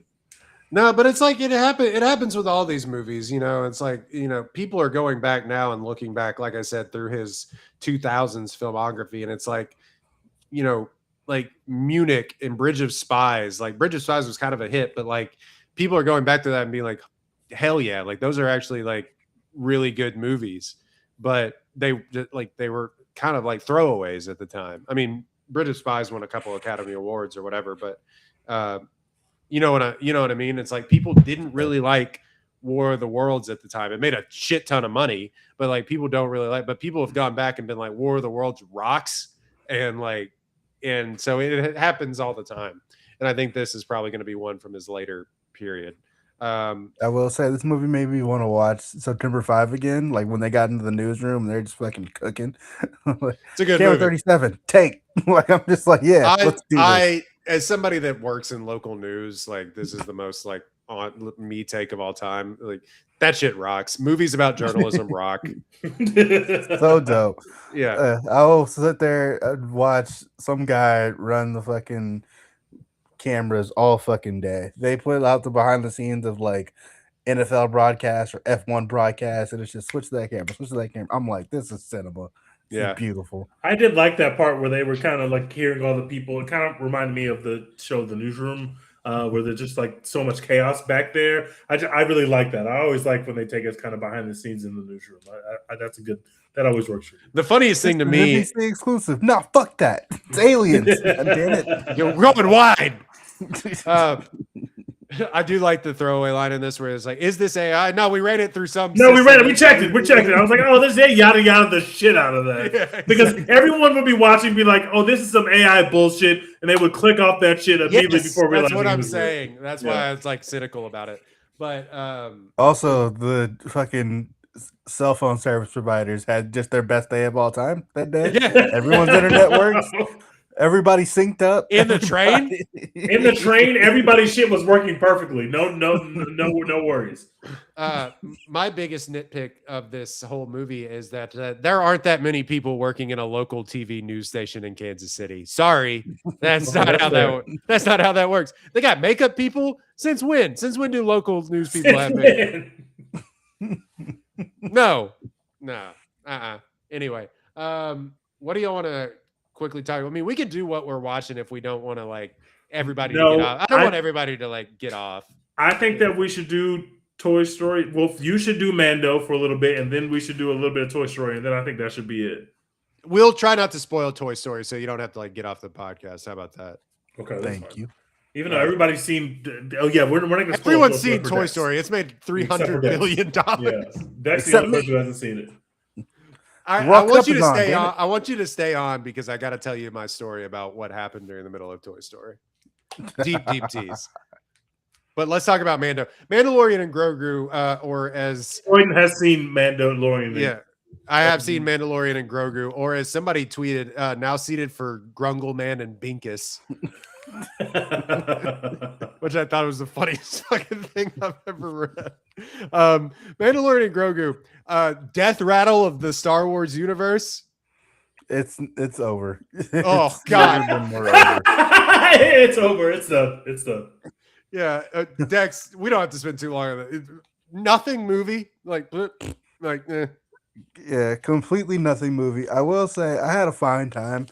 I think like when this first came out and I first went and watched it, I was like, the moment that I stopped being like, why does this movie exist? And I just let it exist and let it happen to me. I was like, this is okay. Like, you know, they have a fucking battle royale with aliens and shit.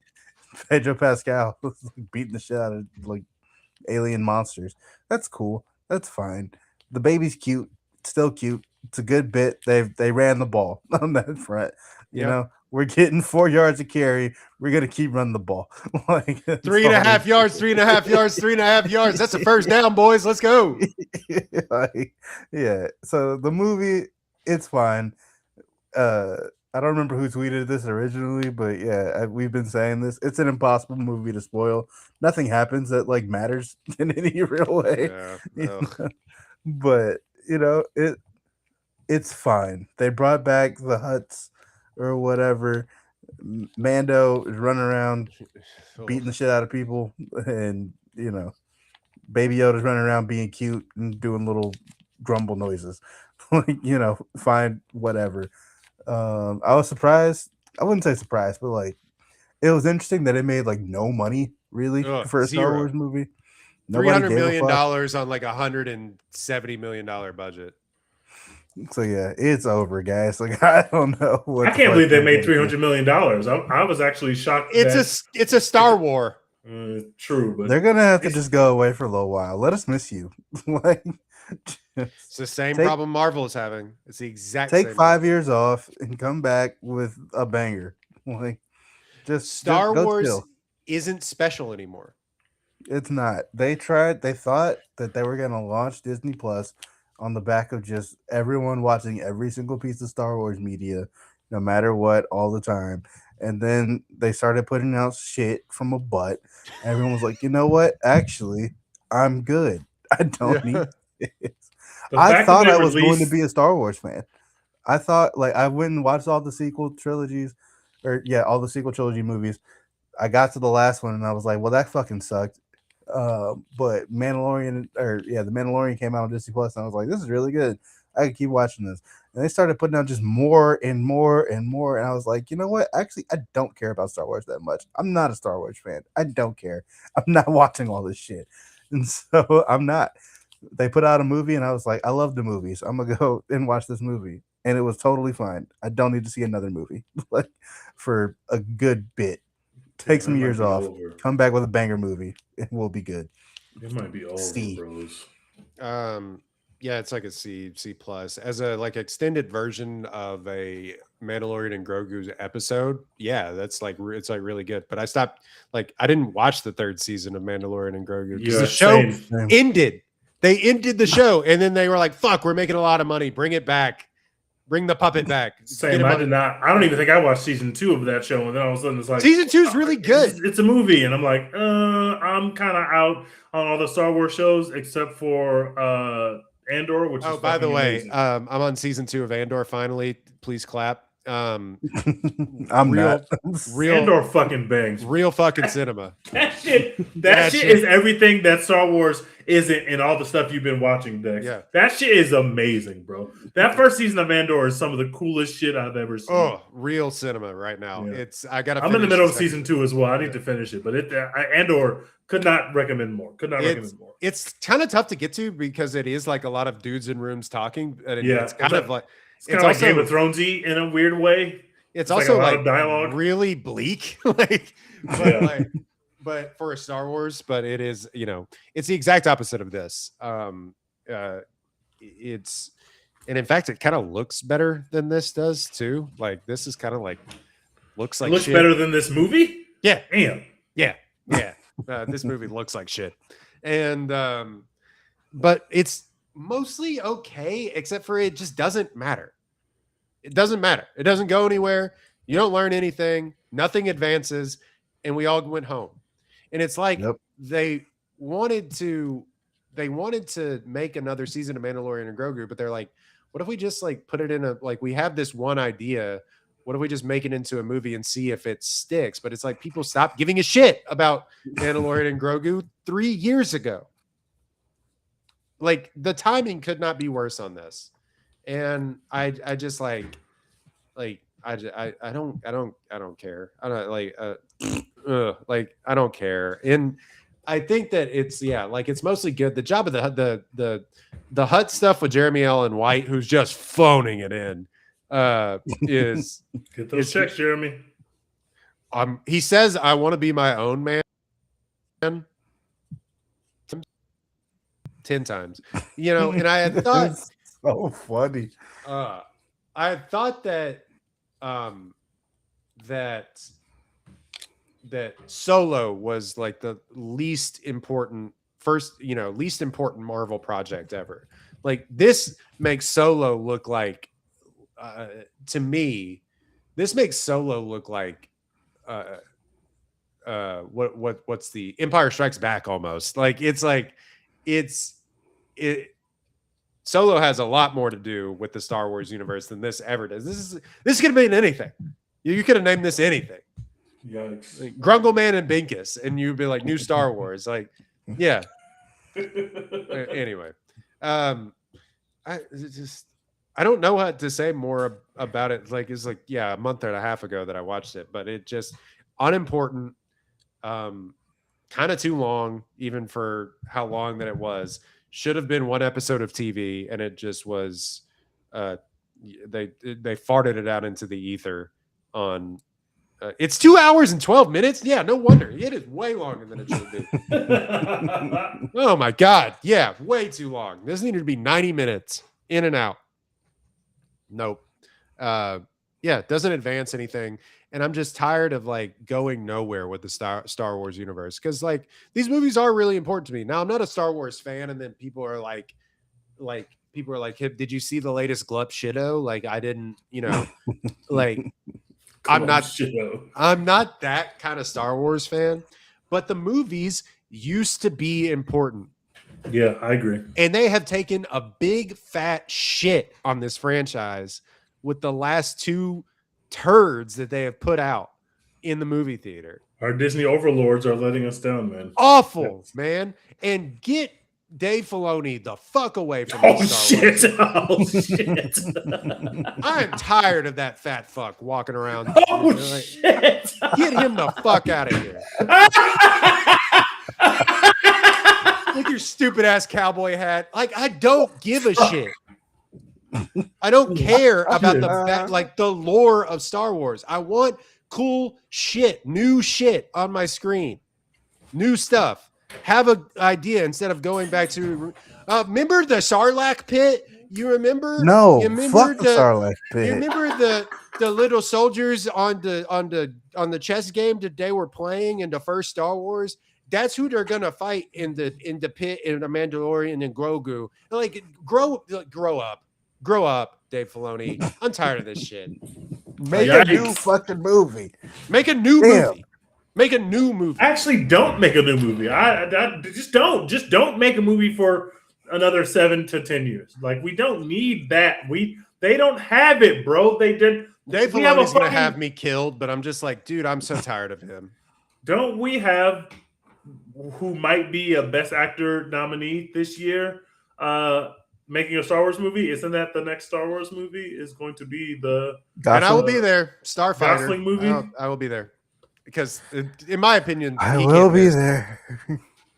He can't miss. But like, it's a new movie. It's a new movie. It's not based on a TV show, and it could be good. That's my hope for like Star Wars. Luke Skywalker hopefully won't be in it, which will be great. We don't need any more Luke Skywalker saga movies. De-aged Luke Skywalker. Yeah, like I'm good on that. Like, but the whole thing with Andor and the reason that Andor succeeds is really because they got a really talented showrunner to run it, like an Academy Award nominated screenplay for screenplay.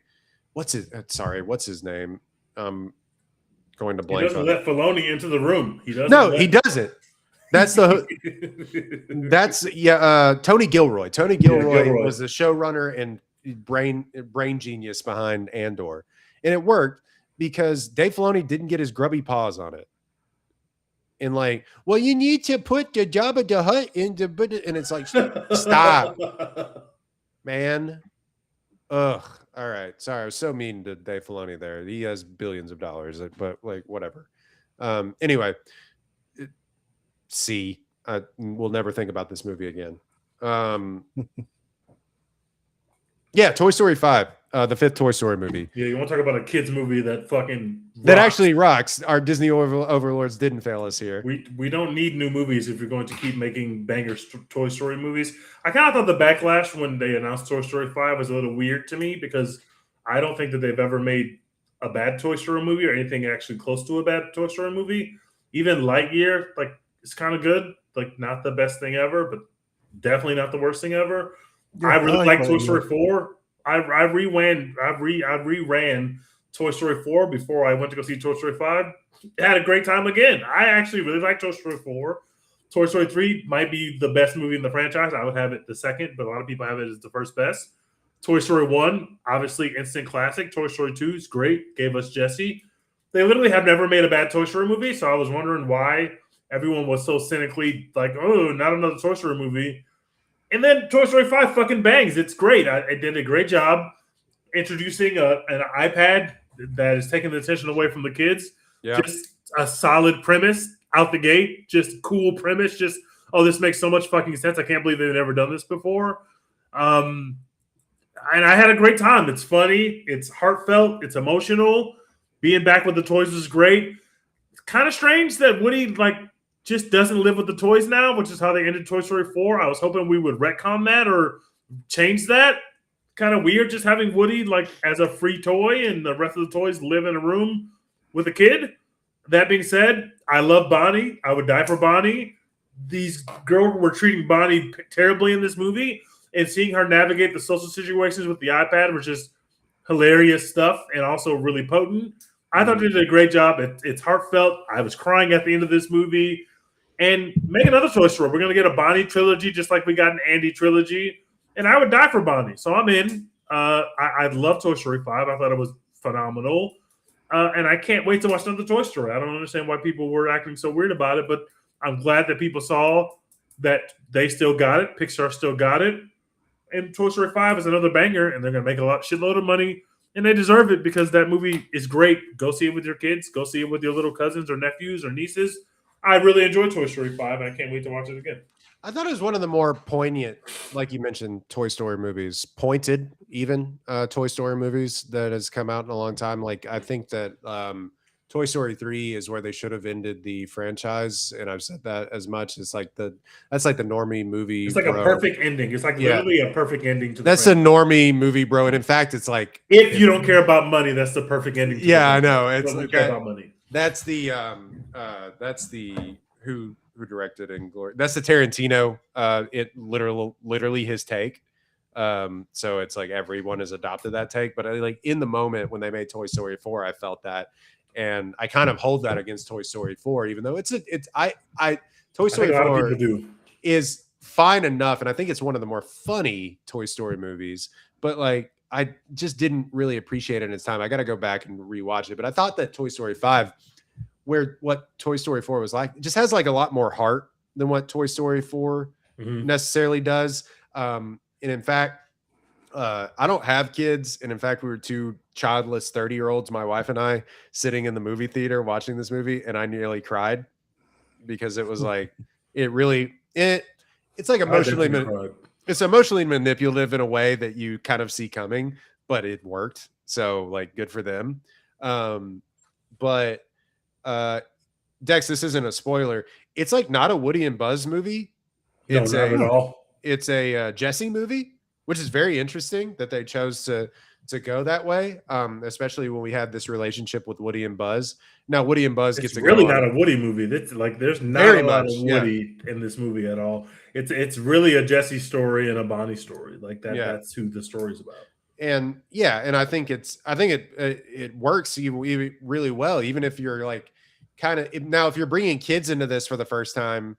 I don't think that if you have kids, you haven't watched the other Toy Story movies on Disney Plus by this point.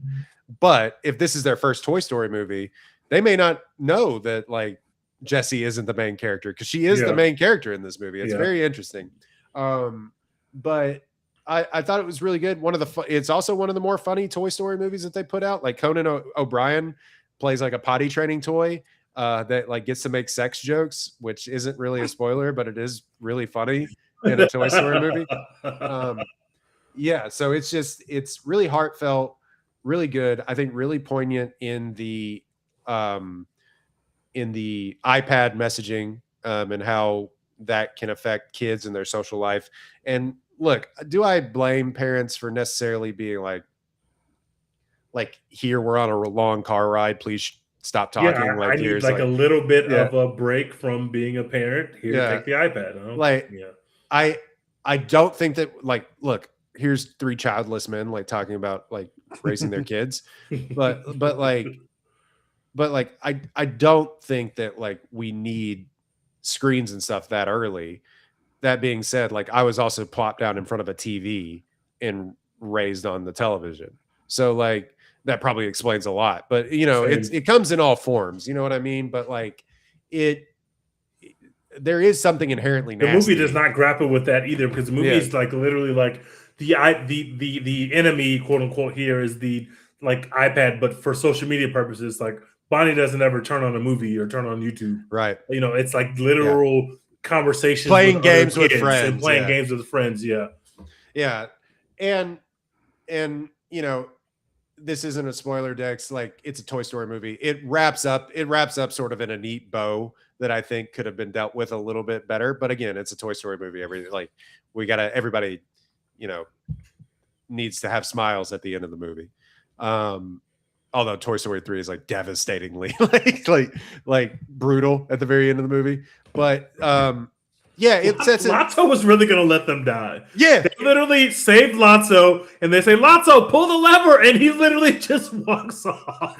No, but like even more devastating. It's like the end of childhood at the end of that movie. It's just like everybody's grown up now. It's like devastating. Like, and I think they're probably going to do something similar with Toy Story 6. You know, but I'm glad that they're probably going to make another one. It is kind of interesting to hear these voice actors that they still got it. Like, but everybody except for Tim Allen as Buzz sounds like they're 65 years old. Yeah, which is like kind of interesting. They play on that a little bit with the jokes with Woody. Woody has a bald spot. Woody has a bald spot and a beer gut. Like it's which really is funny. Just so funny, man. That just works. Yeah, I thought it was very, very good. I thought it was probably. I mean, it's one of. It's hard to rate because they're all like 100s to me, except for 4. So I would have 4 above 2, I believe. I want to go back. I've seen 1 like 900 times. Yeah, I've probably seen 2 the least amount other than 4, and I've just watched 4, and I was like, wow, I really enjoyed that. I want to go back and watch 2 and see where I rate 2. But I really enjoyed the Key and Peele stuff in Toy Story 4. I didn't remember how fucking funny that stuff was. And one of my criticisms of Toy Story 5 is that they didn't pay him to be in the movie. Like Key and Peele are not in the movie, so those characters are there, but they don't say anything. And I was like, I was really hoping we could get the Key and Peele back and forth dynamic again, because the stuff that Key is doing, the stuff that Key is doing in the first movie or the fourth movie is just so fucking funny to me. And to have them there and me being ready for them to do something funny or say something funny, and then they're just like silent the whole time, I was upset by that. Going back and watching the first movie is like actually kind of like weird and scary if you go back and like watch it. Like they're dealing with like this stuff is scary, like a serial killer kid, and it's like not that, and like it's very much more. We've come to a more sterilized place with these movies than we have in like 20, 30 years with these characters.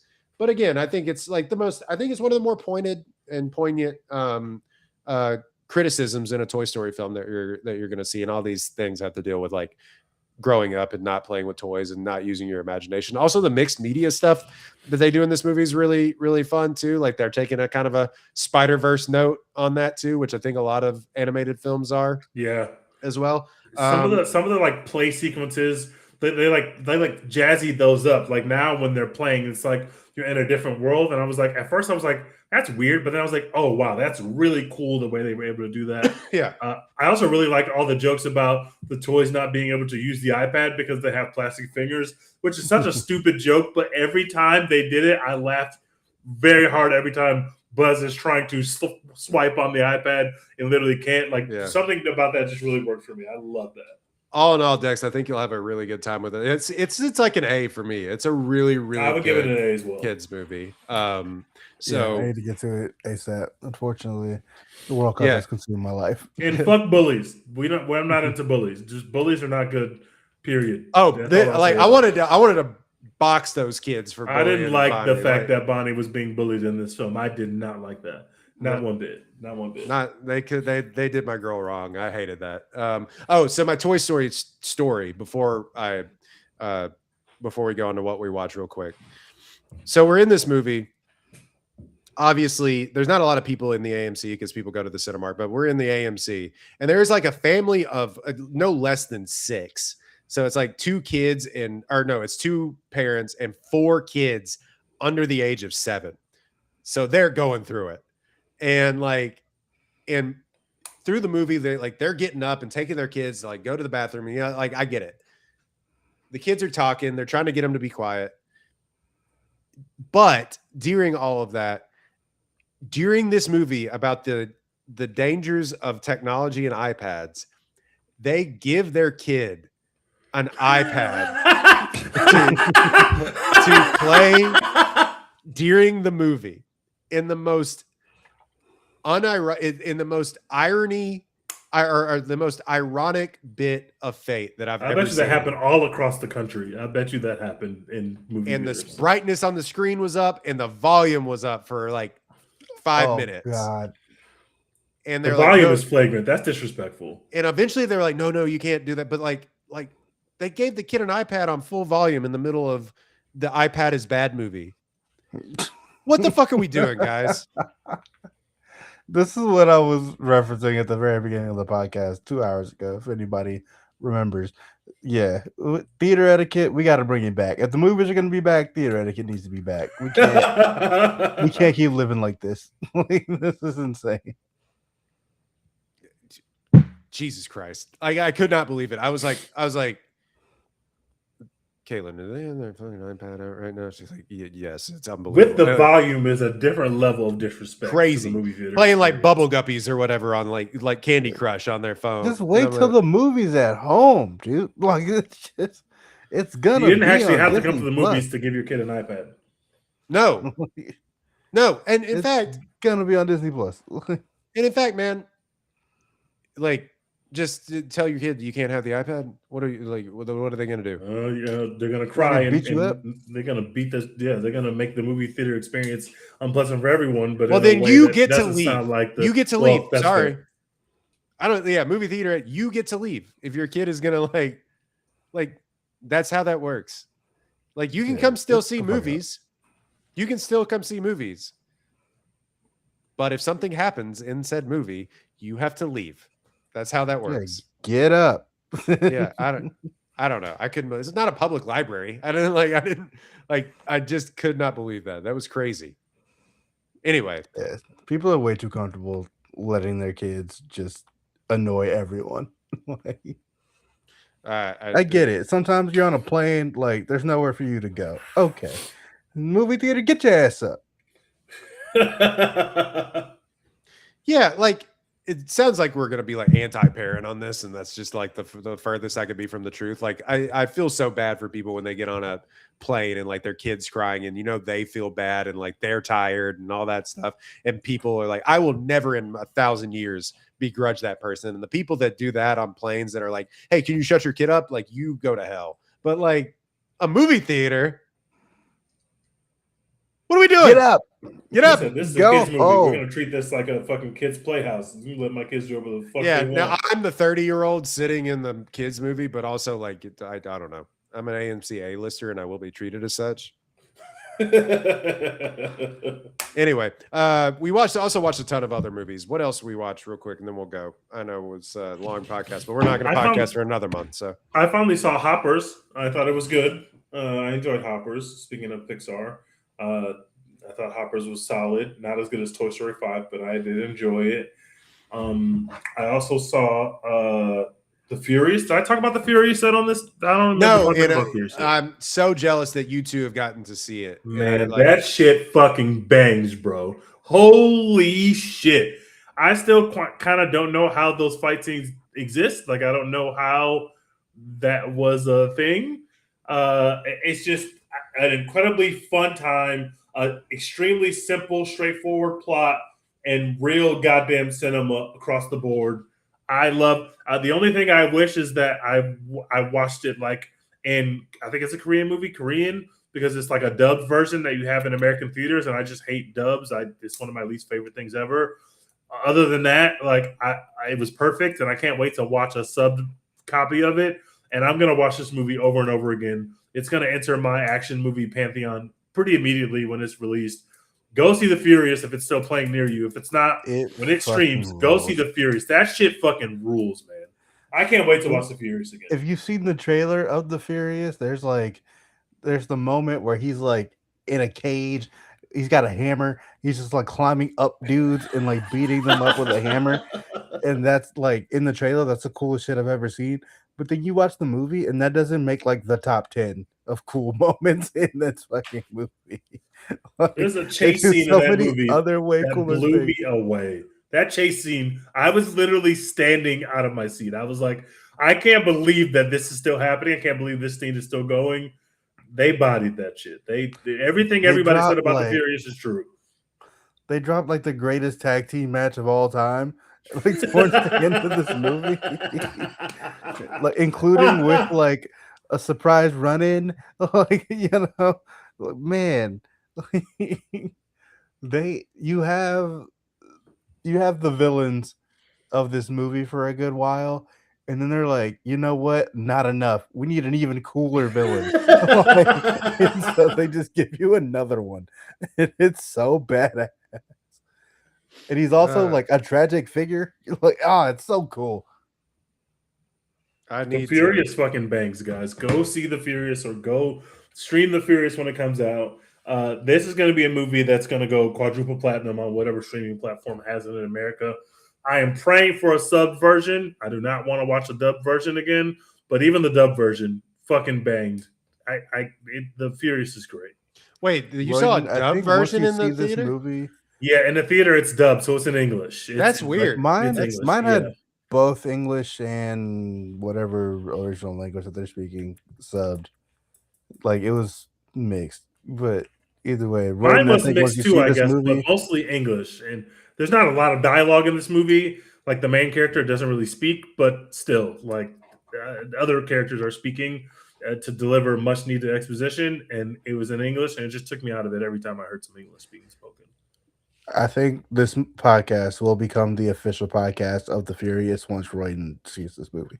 It'll join the Northman. It'll join was it Monkey Man? It'll all those movies that we're like the podcast that carries the torch for. I think The Furious will end up being in that group. It is playing at a Regal Cinema in Killeen. Is the only place near me that it's playing. There's literally like you are going to see fight scenes and things that you have not seen in other movies. I'm talking about movies like The Raid and movies like The Bourne Supremacist, like the Bourne franchise, all this close-up fighting where like you're right there, so they can't really hide stuff. You are right in these fight scenes, and it really doesn't make sense that this movie exists. Like, there are multiple moments where I was like, how the fuck did they do that? The only way they could have done that is if you just literally just punched the shit out of that guy. And that's fucking awesome. And if that's what they did, then I love it. These fight scenes are great. And there's not like a moment of this movie where you're going to be bored, because it's literally just nonstop fight action. And it is intense and it is insane. I love The Furious. Love it. Some other things that I saw. Good Luck, Have Fun, Don't Die. Watch that on an airplane. Nice. Dex and I both watched Masters of the Universe. I heard good things. I'm going to watch that when it gets to Amazon for sure. I liked it fine. Are you meh on it, Royden? I've gotten more meh on it since I left the theater. It's like Mandalorian and Grogu slop, kind of. Oh, no, don't tell me that. I was about to say better than Supergirl. Well, that's a low bar. It's like I liked He-Man growing up, and in fact, they rebooted the cartoon. I think when Dex and I were kids, maybe a little bit. Teach, maybe when you were a kid, I can't remember, but like they reboot. But I remember watching it when I was a kid, and I really liked He-Man growing up. But it's like they've been trying to make this into a thing for forever, and it just doesn't work. Really, I've seen He-Man before, but I've never had like a real relationship to He-Man, which is why I was not interested in the movie whatsoever. But then people started telling me it was good, and I was like, okay, I gotta look out for this movie. But I was not. I had friends that were more into He-Man than me. I wasn't. He-Man was not one of my guys. Feels like a Phase 1 Marvel movie, but yeah, it does. It really does. Still I heard going. people say that too. A lot of Netflix shit. If rom-com folks that watch this, Voicemails for Isabel, really elevated Netflix rom-com, actually, which Zoe Deutsch should have been a bigger star, and I will die on that hill forever. And she's great in that movie. And The Sheep Detectives. I still need to watch The Sheep Detectives. I've heard great things. It's on Prime right now for free. Yeah, the Sheep movie will make you cry. I will be there shortly. I'm ready to be a mess. Also, real quick, TG, watch this. They Will Kill You. It's on HBO now. Yeah, fun as shit. That was interesting. Yeah. That could have been better. It was also weird. It's way weird as hell. Way weirder than I thought it was going to be. Same. Super duper weird. So yeah, Zazie Beetz still great in everything that she does, but that movie is strange. Also, I watched a bunch of 90s movies because of the rewatchables, but we don't necessarily have to get into that. But if you ever want to watch, this is one movie that I want to put y'all on real quick that is like one of the better movies that I've watched in a long time. It's from a 2010 film called Animal Kingdom, which they made into like a mid TNT show for like 5 seasons. Oh, I've seen the commercial for the TNT show. Yeah. It's based on a movie that came out in 2010, an Australian movie, which is some of the darkest crime thriller shit that you will ever watch in your entire life. It is so good. It's like man. It's incredible. Called Animal Kingdom.